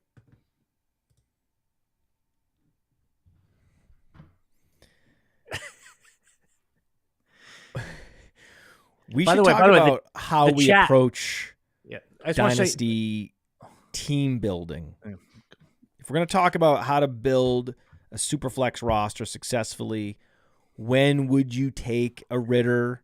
Ridder, for me, would be a third quarterback in Superflex. I think he's the ideal third quarterback, but then that begs the question, how do you build a successful Dynasty team? And I'm curious about Theo's philosophy because Alan and I did a show for Sirius. And what's the name of that show, Alan? The Dynasty Hour. Just go onto the SiriusXM app, search The Dynasty Hour. It's sitting there in the on-demand section for you. There you go. And so we've gotten into this a little bit. So I have an idea of Alan's preferred methodology for team building. What about you, Theo? So last year, I'll say that I like an anchor QB approach where I want to have one elite asset at the QB spot. And then my QB2 in Superflex. Yeah, absolutely. In Superflex, I want an anchor QB, and then I can play second QB a number of ways. Either I can have a Kirk Cousins, which last year I was able to get in 2 Dynasty startups for a reasonable cost. He was going right around like the Derek Carrs of the world, and I found him to be a value. So I have him on a Josh Allen team and also a Patrick Mahomes team as my QB2. I have him in the FFPC. I have him on a Jalen Hurts team. Yeah, exactly. And then I also, but I don't want to overpay. I think that when you're doing a Dynasty startup, you see the run on QB2s. There'll be like a few of them this year, and we can kind of talk about the ranks, at another time. But when I see that QB2 run starting, I don't want to overpay for it. So if my league mates are leaving too much meat on the bones with elite running backs and elite wide receivers available to me, I don't mind taking a step back and letting them select them and take a value QB2. Doing this approach last year, you would have ended up with Daniel Jones. You would have ended up with a Jared Goff. A lot of times those back-end QB2s and those guys that are maybe the high-end QB3s can be a really good value to you. So like you bring up Desmond Ridder this year, you could start out your draft with a Hurts or a Mahomes, a really, really great quarterback. Then you could wait and have maybe a Ridder and then a QB3 like a bridge type like Garoppolo or a upside type like Howell. So I think you can handle QB2 in a number of ways as long as you get that anchor QB. I think you run into problems when your QB2 is your QB1 in Superflex. I think you're oftentimes leaving like a lot of meat on the bone. If you really, really punt the position, it can really hurt you. So I really like to have that one quarterback that I can really, really rely on, preferably one that I can rely on for a long time. Yeah, I had Scott Connor on, and he talked about trading picks, trading up to get multiple picks in the first round of a dynasty startup so he could get 2 stud quarterbacks, right? So he's looking for a Burrow and an Allen.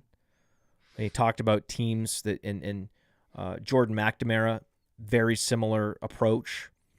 He talked about, hey, my team with Hurts and Burrow, those kinds of things, and it selling out to get those 2 anchor quarterbacks is absolutely an approach. I don't have that approach. I've had really good luck getting the Kirk Cousins as my QB2s, so I haven't implemented this approach because there's 2 things at play here. When I team build, I'm always trying to move down, and because of the popularity of this show, this goddamn popularity of this approach and this book, the Dynasty Dominator book, available on Amazon, all very, very popular, right? Very popular. This show, popular. That book, popular. And it warns against trading up, right? Trading up is almost never a good idea. In fact, the only time it is a good idea is the exact case that Scott and Jordan laid out, where if you're going to do it, it better be to get Herbert, Burrow, now Jalen Fields. Hurts. Of course Hurts. Of course, Allen, of course Hurts. Right. In a 2 quarterback or super flex format, yes. Otherwise, I am not trading up. I am trying to trade down. So my default mode is trade down. Trade down, trade down, trade down, trade down, trade down. So if my first quarterback is actually not a top 5 guy, I'm fine with that. Like, if I trade down, I might get extra picks. And that could tee me up for my quarterbacks to be Prescott and Deshaun Watson. I'm okay with that too, right? I'm absolutely okay with that. I'm also okay with grabbing one of those guys, grabbing a Prescott, and then getting incredible value, cashing in incredible value if, for whatever reason, a Breece Hall slips or an A.J. Brown is there. I'm like, okay, I got to take I'm not an idiot, right? I'm not gonna look this gift in the face. A gift horse in the mouth. That's the saying. Well, I didn't want to say that because that's a cliche. Well, why do you think I didn't want to look this in the face and then walk away. I didn't want to see this gift and then not open it. I didn't want to get a wrapped gift and then not open it and then throw it on the ground and stomp on it in front of the person that gave me the gift. But now we're going to have to run the cliche sounder on you, Alan. God damn you. Cliche alert! Cliche alert! Cliche alert! Cliche alert! Cliche alert! Cliche alert!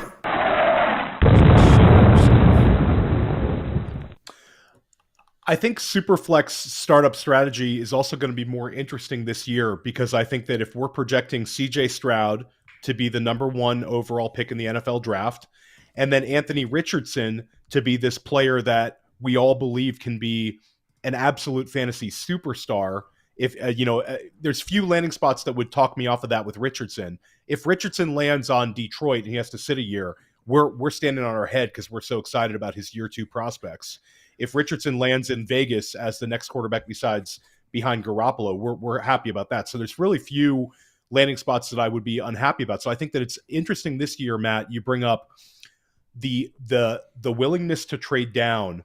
And I think that you have kind of, beat that drum for years, and it's the correct one. But the problem is it's become so popular Can't do that it. you might enter a draft and everyone wants to do that strategy, which makes everyone's emailing everybody they want to trade down. Right. I'm like, I guess I also want to trade down. So if everybody wants to do it, Alan, but if everybody wants to trade down in your league, then that's the time you do the Scott Connor approach. Because instead of overpaying for that elite QB1 where you could have 2 QB1 starters, you're not sacrificing the amount of equity you should have to in order to attain that kind of level of player, because everybody wants to just, pocket the picks. Because in reality, to quantify what a Herbert is worth in a Superflex Dynasty startup in terms of future picks, it's a ton of them. I mean, you'd have to go into the Dynasty Dominator app and kind of actually, it could help you out in terms of analyzing that sort of a trade, not calculating it, but analyzing it.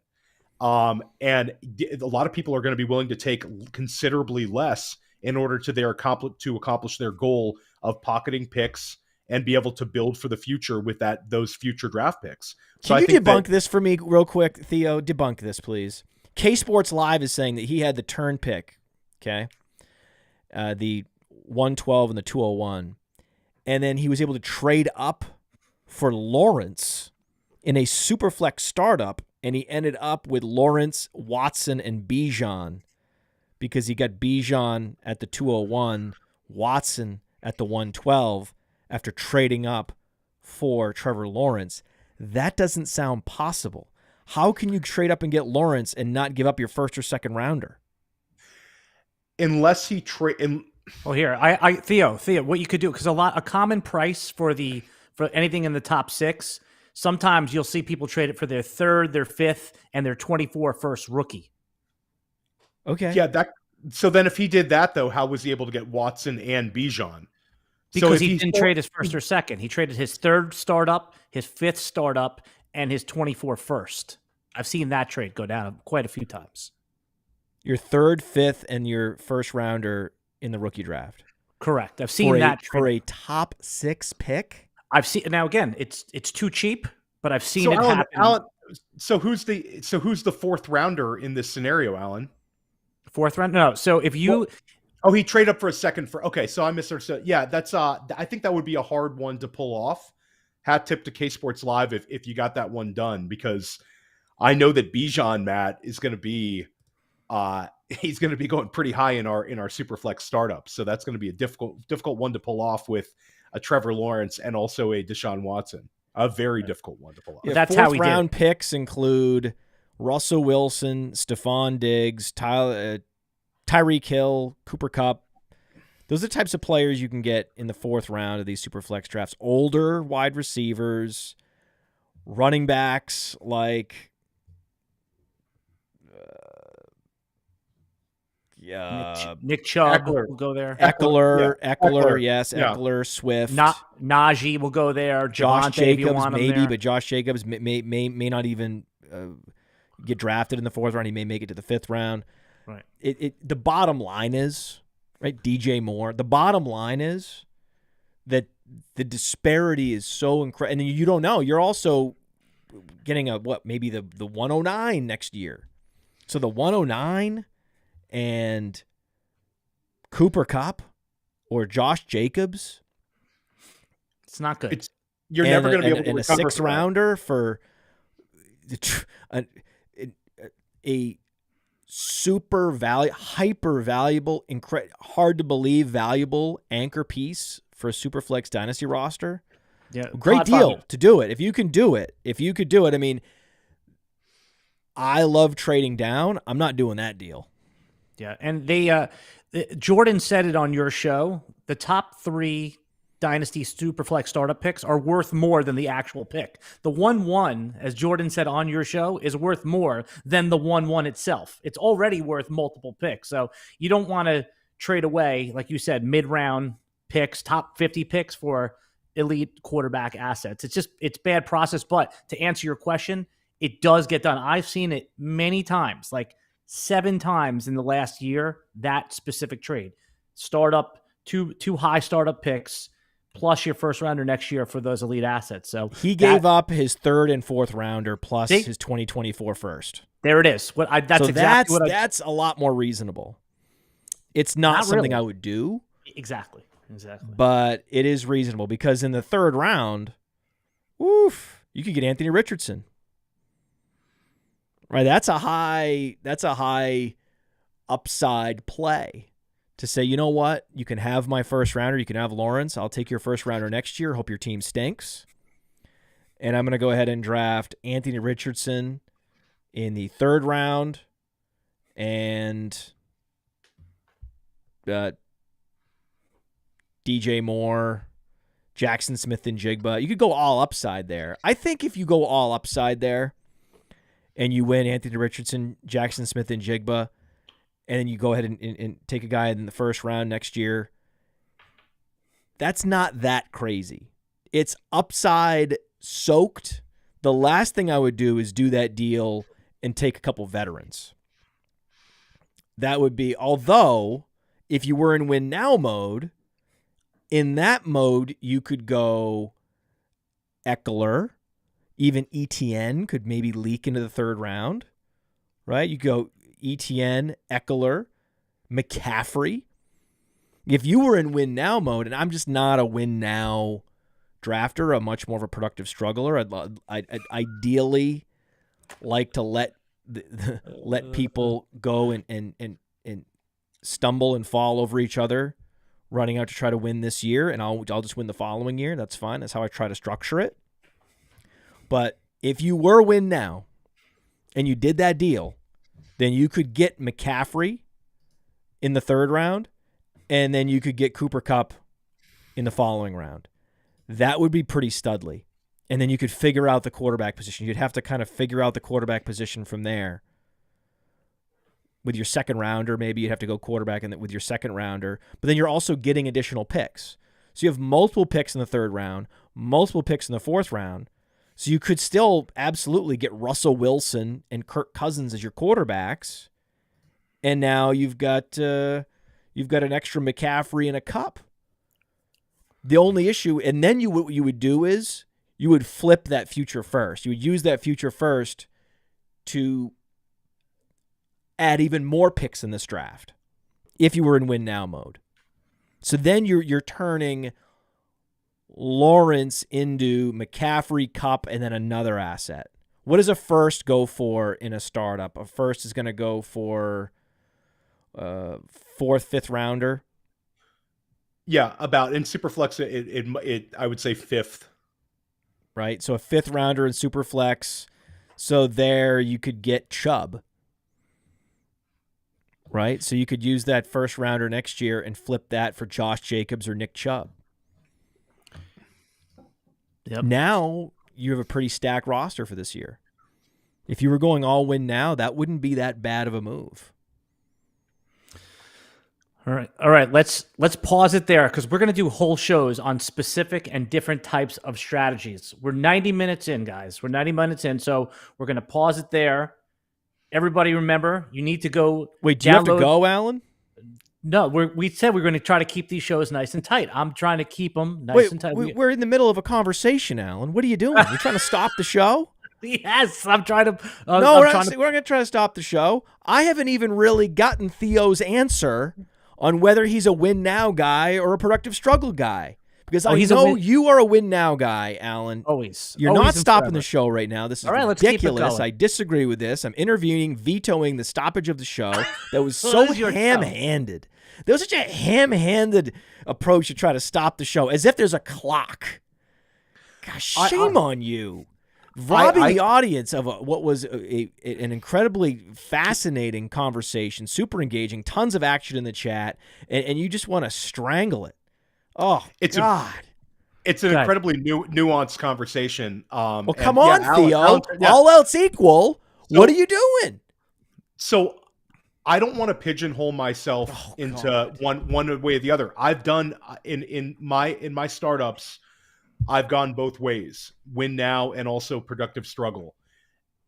To me, your approach to in an ideal world, I'd like to bank picks for the following year and build my roster up with a lot of young value and picks. But again, if my league mates all have that same mentality, then I'm willing to flip the script and I'm willing to go for that money year one.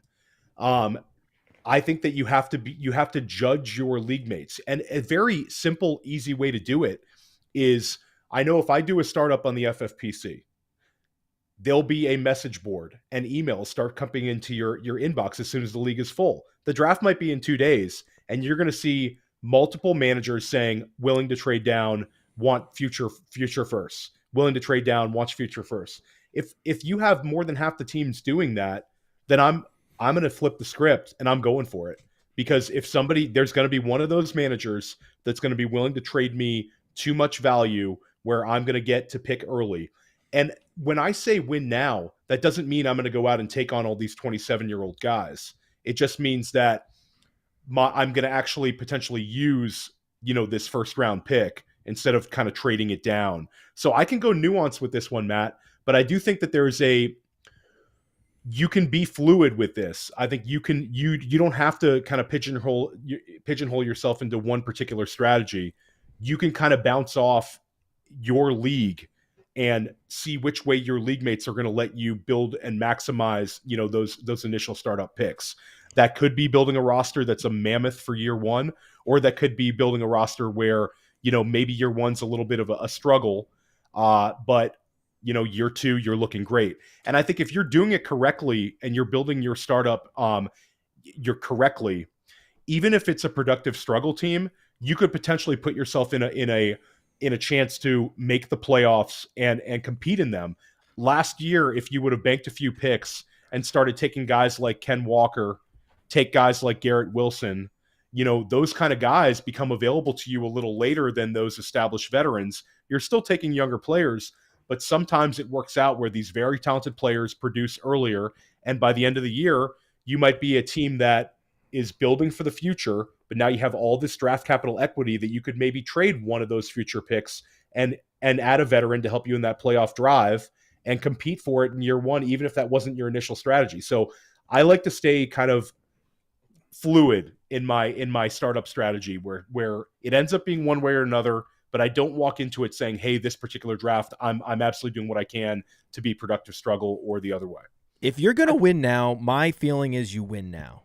Okay? And so what I see some of these win now teams, they think they can split the difference, right? They think they can try to be both at the same time. And like, hey, I'm going to go ahead and take Najee Harris here, right? He's in his prime. Or I'm going to take Josh Jacobs, right? Don't do that, right? If you're going to go win now, if you're going to go trade Trevor Lawrence because you want to accumulate picks and there's going to be valuable veterans, try to get as many freaking all-pro players as possible. I want McCaffrey. I don't care that he's past the age apex, right? I want Cooper Kupp. I don't care. I want Chubb. I don't care, right? I'm not going to try to have it both ways with Michael Pittman. Okay, I'm not doing that. Fuck it. I'm going Tyreek Hill. Fuck it. I'm going Cooper Kupp. I'm going for it. That's what that means. It doesn't. I've seen this so many times. Where like, oh, I'm going to get all these picks, and I'm going to have a team that's well balanced. I can win this year. I can also win next year. And they get a bunch of Michael Pittmans and Najee Harrises, and they're stuck in purgatory forever. I'm going to go for it. If you want to go for it, go for it. That's my and get all pros, even if they're a couple of years past the age apex. I lean into that identity. Just like when I'm going productive struggle, I'm leaning into that identity. I'm betting on some younger players. That's what I'm doing. I'm betting on guys hitting their apex as productive citizens of the NFL next year. Who are those guys going to be? I want Jahmyr Gibbs could have an absolutely nuclear 2024. Like, he's the type of player I would try to be going after. Yeah, the problem is that you need to be extremely disciplined. And Theo and I have had this conversation offline and on other podcasts, on the RotoWire podcast, is that most dynasty players aren't patient. We think that we're long-term thinkers, but yet we need that immediate dopamine hit. And the minute that a player unexpectedly out-delivers their value, Amon-Ra St. Brown is the perfect example.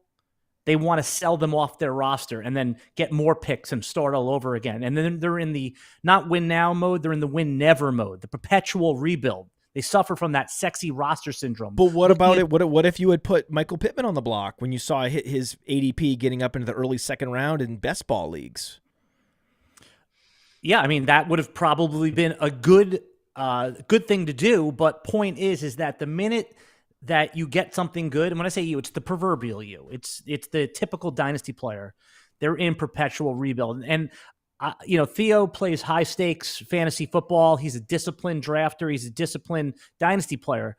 So he'll be able to thread that needle. But I think that this show serves the larger and greater audience who is not patient, who doesn't have the stomach for, quote, losing. And unless you stay the course, the productive struggle turns into the win never strategy. I don't know. In Superflex, for example, right? If I'm trading down and I'm getting an extra first rounder next year, maybe another first rounder the year after, there are quarterbacks that are going to be the next Kirk Cousins. Mac Jones is a good example of that. Mac Jones isn't going anywhere. Does anyone think that Mac Jones isn't going to be the quarterback of the Patriots in 2024? Does anyone honestly think that? No, he's got awful wide receivers. He's got no wide receivers. You're not going to get anything from Mac Jones, but things change, right? Things change. So Mac Jones would be a classic productive struggle, discounted quarterback where he could be one of 3 quarterbacks that you roster. In a productive struggle that I did where I have Cousins and Hurts, that team was all about the following year. I knew that Kirk Cousins was under contract, $30 million. He wasn't going anywhere. It was all fully guaranteed, right? I knew that Hurts was going to have to wait a year, right? And then boom, boom, boom, everything falls into place, right? Mac Jones is a great example, Matt, of like what we talked about earlier in your startup strategy, where if you wait on QB2, Mac Jones will be right there for you. You get a long-term guy who's a little bit beat up right now, but New England is gonna put money into getting him weapons. The offense will get better. I think there's a chance they draft a wide receiver in the first round this year. You add a guy like a Jordan Addison, stepping into that Jakobi Meyers role. It's easy to kind of get a little more excited about, Mac Jones maybe having a step up. But I think that's a terrific name to bring up. It's those kind of guys that can really help you in some of these super flex leagues. They have locked in a starting spot. The market for them is a little bit beat up, and it's kind of, there's really only room to kind of go up when it comes to a guy like that. It was like Daniel Jones last year. Daniel Jones was so cheap, and all he had to do was just get a little more productive in the Brian Daboll offense, which he did. And not only did he have a very good season last year, he ended up winning himself a big contract where he's got the job, for the foreseeable future. So Mac Jones is a very similar, obviously a different in terms of how he scores his fantasy points potentially, but in terms of value, he'd be kind of like that Daniel Jones to me. And Matt also brought up a great thing where this time of year we can use best ball ADP to kind of see the kind of guys that are overrated. Like, Alan, you bring up the Amon-Ra St. Brown, how people made the mistake of trading him. But in theory, the Amon-Ra St. Brown profile is the outlier, where the kind of the fake alphas, the guys who the wide receiver 2 types that people think can be wide receiver 1s, but sometimes they have steam in redraft. We can kind of use that to our advantage. Not to get too off topic from Superflex, but Matt brings up a great point with the Michael Pittman types.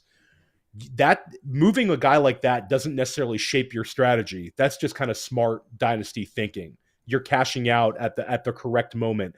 That should always kind of be your dynasty thinking. Even if you're building for a win now mode, you can still take top value on a guy that somebody's willing to overpay for, and then you can use that new trade capital to go help you fulfill your goal of winning the title. What if Cortland Sutton gets traded? Right? Cortland Sutton gets traded. I am going to be putting a Jerry Jeudy on the block. Right? Jerry Jeudy's going to get steamed up. Right? I think he already is. If there's no Cortland Sutton, it's already happening. Yeah. Right? So Jerry Jeudy has to be on the block. Right? He's a classic, quintessential wide receiver 2. Right? He's a flanker. He's a slot flanker wide receiver in the league. And you also have these receivers that put up like impossible to replicate touchdown numbers, right? Unsustainable touchdown rates. Christian Watson, right? I'm going to be right here waiting. If there's something happens which steams up any of these guys that are in their second and third year, where I just think it's going to be very difficult for them to actually sustain this value, that they're not an elite talent. Is Christian Watson elite? Probably not. I would love to see it. I think it's cool, right? I really like Michael Pittman. They were both awesome at the Senior Bowl. Like, I like these guys, But if someone wants to give you top of the market value for players like that, you push the button, man. Well, what's the best example of this? Would it be T. Higgins? Would T. Higgins be the absolute peak, the most valuable of these guys, where you might just go ahead and say, you know what, I gotta let this guy go? Or is he? Or would you say that he's too alpha E? I'd say that he's too much of an alpha profile, and also the fact that he's connected to such a fantastic quarterback would make me kind of put him a little bit above those movable pieces. I think you nailed it with Jerry Jeudy, where I think if the perception that he'll become a wide receiver one because the target competition has been moved and the coaching situation got better, and Russell Wilson has to be better under Sean Payton. I think like it's easy to kind of get yourself a big cash out on Jerry Jeudy. Whereas a T. Higgins, it's difficult for me to kind of see where if T. Higgins was, and I'm not, by all accounts, he's not going to be, but if T. Higgins was traded to a worse quarterback, where the idea that he would automatically get a ton of targets and kind of change what he's been as a pro, that would have been a scenario where you sell. So you're right. You kind of sell on that news where a guy who's never been a wide receiver one starts getting treated like one. And Jerry Jeudy's a perfect example. Well, hold up. But Jerry Jeudy, guys, he was the last stretch of the season. He was the wide receiver one, not a wide receiver one, the wide receiver one. One of my favorite fantasy football strategies is to look at the last significant part of the season. And he took you through, now it was buoyed by like a 3 touchdown performance. I'll give you that. But he got that. He actually had that. Now, I'm not saying that he is the wide receiver. He had 6 touchdowns on the season, Alan. Right. And in that last stretch of games, right? That last stretch of games, when the money was on the table for fantasy football, last 5 weeks, last 4 weeks, he was top elite fantasy football production. I'm not saying that everything you said is incorrect. Well, no, what you're saying is incorrect. He was not the wide receiver one in fantasy in the last 5 weeks of the season. Last 4 weeks, whatever it was. No, it wasn't. No, I'm looking at it right now. What are you talking about? I'm going to pull it up. He had a 33-point game. That's correct, with 3 touchdowns against Kansas City in week 14. Good. Between weeks 14 and week 17, he was wide receiver 5. Yeah. I mean, he averaged 19 points per game. So it was a great stretch for him. By all means, a great stretch for him with one massive game. His median production during that time was 16 fantasy points. Yeah. You had one huge week, one 33-point week against Kansas City in a shootout. So it doesn't count? No, I'm saying that your numbers are wrong. He wasn't the wide receiver one, and yeah, okay, you're using the average to try to indicate, this guy was so good during this period of time. That actually does not correlate with his actual fantasy finishes week to week during those weeks. Because 14, that 1 week was so good. The week 14, which is a quasi playoff week, it's a win and get in for most fantasy players through week 18, the end of the season. We don't play week 18, but I'm selective polling right now, right? Weeks 14 through 18, Jerry Jeudy was the wide receiver one. Now, okay, we're not going to quibble a lot of wide receivers barely played in week 8. What are you talking? You're including week 18? So again, let's use what you just said. Week 17, he was a top 5 wide receiver. Sometimes it's not just the size of a sample, it's the magnitude of the sample. And all I'm saying, guys, is I'm using the extreme opposite argument to just give you a He was a top 12 fantasy receiver twice during the fantasy football season, not counting week 18. Okay, right. It was week 1 and week 14. When the money was on the table, this guy helped load your pockets up with some cash. All I'm just saying here is, again, really the point is that let's not be so quick to sell him when it could be all coming together here. No. I think Jerry Jeudy is like, in Matt's example, I think it's like in the royal sense, like a Jerry Jeudy, like a guy who we don't think is an alpha wide receiver one that's going to get you. That big payout in a trade. Don't let him get you off selling Jerry Jeudy. No. It's not the royal Jerry Jeudy. It's actually Jerry Jeudy. But I'm fine with selling Jerry Jeudy. I'm fine with, and I think that selling Jerry Jeudy on the Cortland Sutton news would be the move to make, because he's a wide receiver 2 that you could be selling for borderline wide receiver 1 prices. That's always the move to make in Dynasty, because rarely do those guys provide that sort of outlier season where you're going to really kick yourself for moving that sort of production. Like, I can't really think of, Amon-Ra St. Brown would have been the one where, hey, if you moved him, you might be really kicking yourself, where the guy actually provides wide receiver 1 production. You took wide receiver 2 prices. That's one where, but that's kind of few and far between. A better one would be like selling Deontay Johnson, selling, those sort of guys where they're wide receiver 2s. The market values them closer to wide receiver 1. You get paid. You end up being able to, recoup that trade value. What show am I doing? Who am I on the show with? Who are my co-hosts? Deontay Johnson getting wide receiver 1 value? That didn't happen. That's fake news. That's as fake as the woman taking a shit on her boss's desk after winning the lottery. What are you talking about? Deontay Johnson had a very active trade market in some of these dynasty leagues. The guy was very productive, and last year we saw the kind of bottom out season that a player like Deontay Johnson would have, where it's just a younger wide receiver 2. Deontay Johnson's a buy right now, by the way. Well, yeah, but now the market's adjusted big time. Right. Now the guy's over-adjusted. It's overcorrected. Yeah. Exactly. It's too late. I think another question is, a guy that's getting steamed up right now in best ball, to use the tactic that you talked about, is Chris Olave.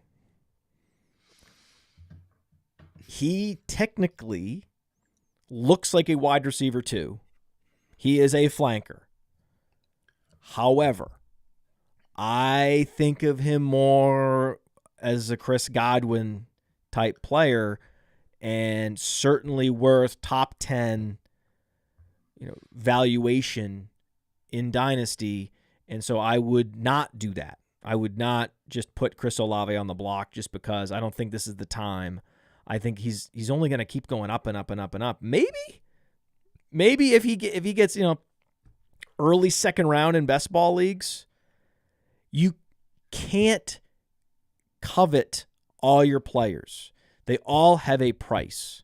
And we know how much you love Chris Olave based on the show you did, the First Class Fantasy show with Billy Muzio. It was very clear that you're a Chris Olave enthusiast, but you have to admit that you would trade him if the price was right. Yeah, absolutely. I mean, I'll trade anyone if the price is right in fantasy. It's like in Dynasty, if somebody wants to pay me more than the player is worth, then I have to consider accepting that offer. And if that's you're not going to consider trading, because there's going to be a lot of people that are going to be going all out to try to get Olave. Well, you could trade Olave for Jackson Smith and Jigba plus, which is a little bit more of a risk because we haven't seen him play an NFL game. But I think that's like a conversation to be had, where if Jackson Smith to try your best in Superflex, if you're going to deal a top 10 receiver, a guy that everyone's sort of has there's a real thirst for him, right? When people are thirsty for these particular guys, like you talk about getting steamed up in best ball is the best indicator of that. You got to try to get a quarterback. Yeah, you got to try to get Mac Jones. You got to try to get one of these guys in return. You got to try to make sure, even a Ridder, make sure you're getting a quarterback back if you're going to be giving up that type of, or a first rounder. Maybe not even this year. Maybe a first rounder in a couple years. But I would be angling for a first rounder. I would be angling for a quarterback, an underrated quarterback, if I'm going to be doing any deals involving an Olave level player. And if anybody wants to see the deals that I'm actually making, we have an article coming out on Player Profiler of trades I've actually made. And it's all the high stakes trades I've made in FFPC leagues. We dropped part 1, which has about 4 or 5 trades, and then there'll be part 2 with about 4 or 5 recent trades coming up. So you can see exactly what I'm trading, the kind of return I'm getting, and the players I'm moving. Definitely check that one out. Yeah, and to recap, my approach is that if I'm going to start up and it's Superflex, I'm trying to trade back in the first round. If I have an early pick, I'm trying to trade back into the late first round or into the second round. I'm happy to just use my 2 second-rounders on quarterbacks and bank a first-rounder in the future. I'm also happy to trade out of the 3rd round and the 4th round, trying to bank first-rounders in the future. I can still put together a competitive team, a team that is poised to win in 2024 with multiple trade downs and accumulating 3 first-rounders in 2024. It's possible. It's absolutely possible to tee your team up to go draft rookies in 2024, often, 2 out of the 3 in the first round being running backs. Because if you know you want to be competitive in 2024, when you're trading for those 2024 picks, you're going to be light on running back in the startup because you know your running backs are actually going to come from the 2024 draft.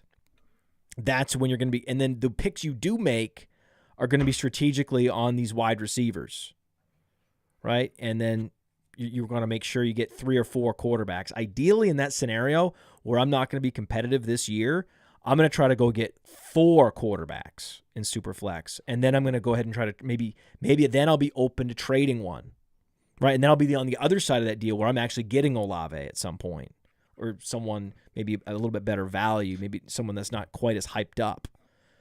At some point, have that quarterback ready to deal. If you're going to be doing productive struggle, those are some of the individual tactics. I go light on running back in the startup. I try to go heavy on receiver and quarterback and try my best to get 3 first-rounders the next year. Use most of the rookie draft capital on running back.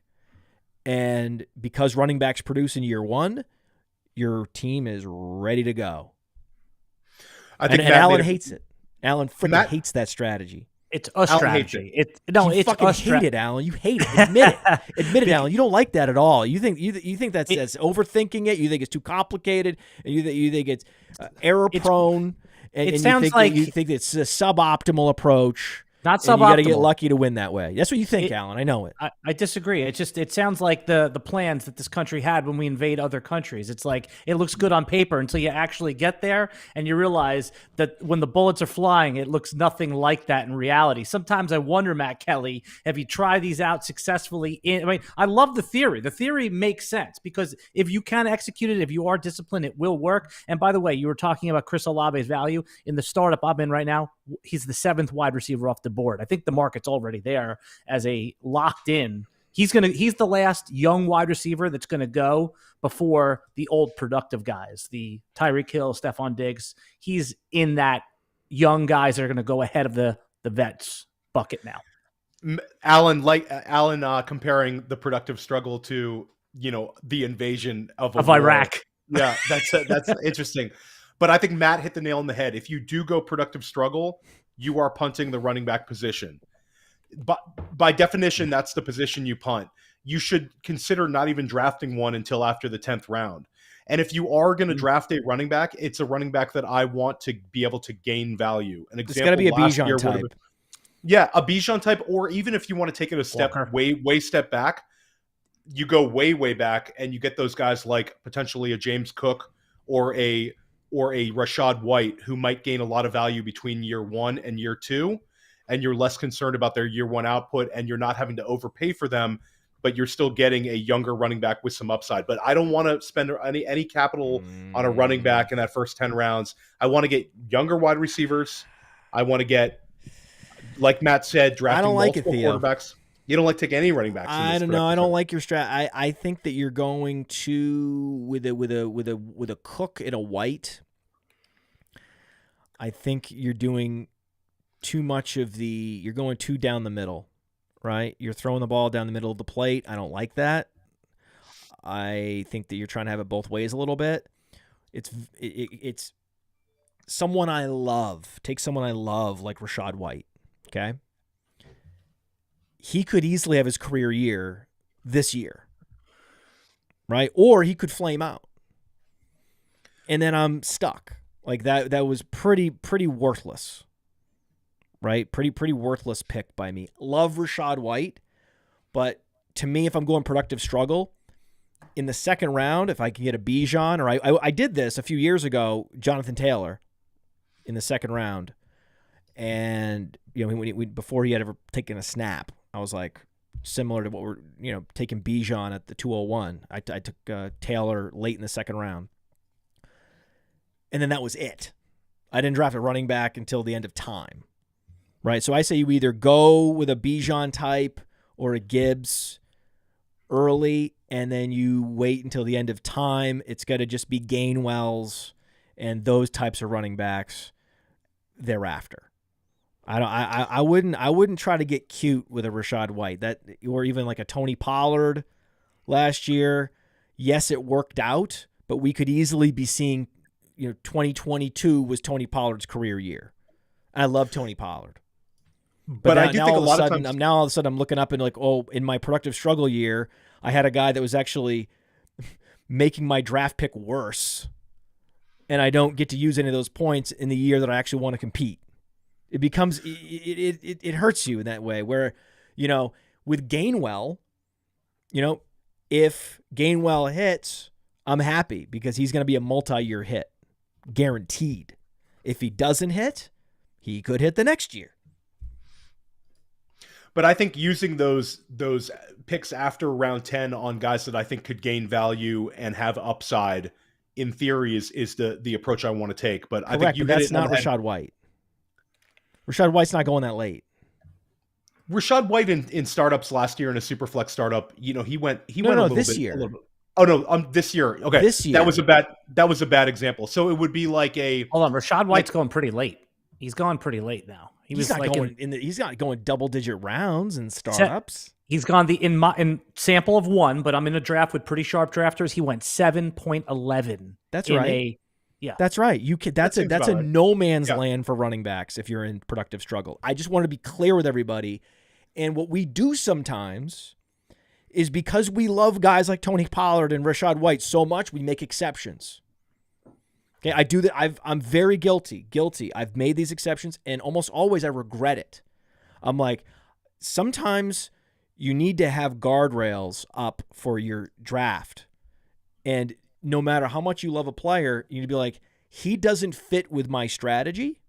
As much as we love him, it's almost like if you were running a team and the top equity holder came to you, like David Tepper, and he's like, you know what we got to do? We got to trade everything for the 101, right? We got to trade everything for this quarterback. We love him. And you're like, David, the team's not ready for a quarterback. We're a couple of years away from putting that antenna on the top of the tower. But if you don't mind, we're going to go back and keep doing our job and kill this draft, and maybe we'll trade down, not up. And then it's like, well, too bad. I pay your salary, so you're doing what I want. And you're like, okay, thank you, David. We'll take everybody we have, including DJ Moore, and we'll just sell them all for the 101. No problem. You're welcome. Bye. No, it definitely makes some sense. I think so. You have to have some systems and rules in place to prevent yourself, to stop yourself from thinking too best case scenario about players where all these guys we love can fail, right? Until they have like an all-pro like emblem next to their name on NFL.com or whatever. Like,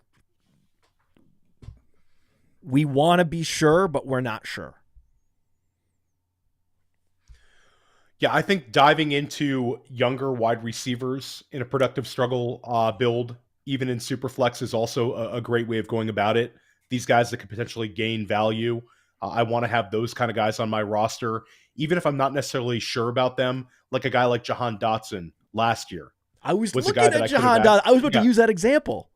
Yeah, Jahan Dotson's a great example right now because he's the kind of guy that maybe you were down on when he was coming out and you didn't love him as much in rookie drafts, but he's the kind of guy where he could flip McLaurin, this year. So he's the kind of guy that I'd want in a productive struggle. But yeah, Matt hit the nail on the head. Having multiple quarterbacks in a productive struggle super flex build, that's really like the goal. I think that's because you're increasing your trade equity, where short-term win-now guys are going to be willing to overpay you to fill that crucial position. You're going to have more of them. That was a really good point. And yeah, I think Rashad Bateman, Deontay Johnson, I want all those guys. Yeah, the wide receivers that can gain value that have a younger profile, those are the guys you want. Right. The depressed values. Last year's bums, you call them in some fantasy formats. Right. Right. Deontay Johnson had 0 touchdowns. Rashad Bateman barely played. But we all know they have, top 20 dynasty wide receiver in their range of outcomes for sure. That's the move. Bateman's a fun one right now. Bateman's a really fun one. Yeah, or a rookie, right? I'm happy to stick a rookie there. Quentin Johnston or whatever. I'm he'll probably go all over lower. Quentin Johnston there. Yeah. That's fine. Now, that's the thing, though. If you're getting extra picks because you traded down, that gives you the luxury. The Quentin Johnston is a luxury good, right? He's a luxury pick, and you don't want to go too crazy, right? I'm only going to go Johnston if I already have a Bateman and a Deontay Johnson in the bank. Right. You get one of those in those rounds. You get to choose that one time. I can get one of those guys, but I got to make sure that there's 2 for every one of those guys. I got 2 guys with, known first round capital, are the current, target leader on their team, have had a top 20 season in their past, something that I can point to. Be like, okay, this is a more stable asset than Johnson, which is super volatile. So I try to go 2 for 1, 2 for 1, two stable assets and then 1 volatile asset, and that's in a productive struggle. If I'm trying to win now, I'm just going stability across the boards. It's like, well, Matt Kelly, that's my point. Is that too many people do the 2-to-1 ratio the other way, and they're not disciplined, and then they have the sexy roster syndrome. They look at their roster; it's filled with all unproven players and draft picks for next year and the year after. And they never get there. I have to pay a tax on myself to take a sexy, unproven guy. Right. And most people put everything on the credit card. They do it the opposite way. That's right. See, now, Alan, I think we've exhausted this topic, and you can probably find a way to take us out with some sort of segue. All right. So before we go, I want everyone to remember, go over to Player Profiler right now. All the Dynasty rankings are updated weekly. I think even daily at some point right now. Theo's taking care of that. Check out Theo's new article. He breaks down in detail his new piece, the DJ Moore, Justin Fields, all the players involved in the Panthers and Bears trade. We also want to remind you to go check out the Breakout Finder. Download the app. It's $5. It really does give you an edge on which players have the highest probability to break out. Rewind this podcast to find out exactly some of the ingredients in that sauce. Podfather goes over them in the beginning. And also, right now, I'm just going to give a quick plug to my home team, to RotoWire. Right now, you can go check out our premium Dynasty player content. news. This is the time to get those alerts. Yep. Get all the player news, everything there. You can try it out for free. Just go to rotowire.com/try. Put in your email. Paywall unlocks for 2 days. And we are going to be back this trio. It's not a trio, it's a trio, which is a little play on the word for, Theo. Oh, I thought it was a play on the word pedo.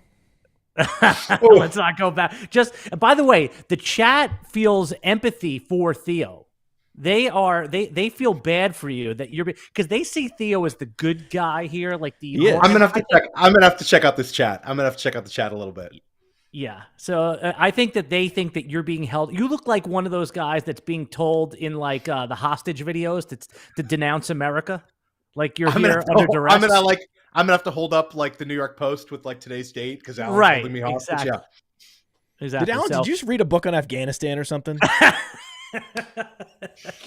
It was a lot of early 2000s, Iraq references here, but we joke and we want to thank everybody coming here every Tuesday at 11 a.m. Eastern time. Make sure you set the reminder. If you're not subscribed to the Player Profiler YouTube channel, do so right now. Just if you love videos like this, if you find value in it, hit the like button, click the subscribe. We promise we'll be here every Tuesday for you during the off season. Podfather, most else? Tuesdays. Hold on every Tuesday. Every single Tuesday, doesn't matter what happens, we will be here. I can't imagine. Can you imagine? What if 4th of July is a Tuesday? I don't know if it is, but we'll be here. We'll be here. Okay, Alan. It might be a replay. We might pre-record and replay, but we won't leave the people hanging. Theo, Alan's not responsible for producing any of the show, setting the schedule, nothing. Alan's saying he can just say it. He just thinks he can just say it. He's planning the next 50 weeks, Matt. 50 weeks on schedule. No, I just said for the summer. I just said for the Dynasty offseason. That's all I said. We promise you nothing. I come in here, I with my flamethrower. I'm knocking things over. I'm like, all right, who's cleaning this up? All right, who's cleaning this up? Take us out, Alan. All right, everybody. We'll see you next week with another Sonic Truth Dynasty Fantasy Football podcast.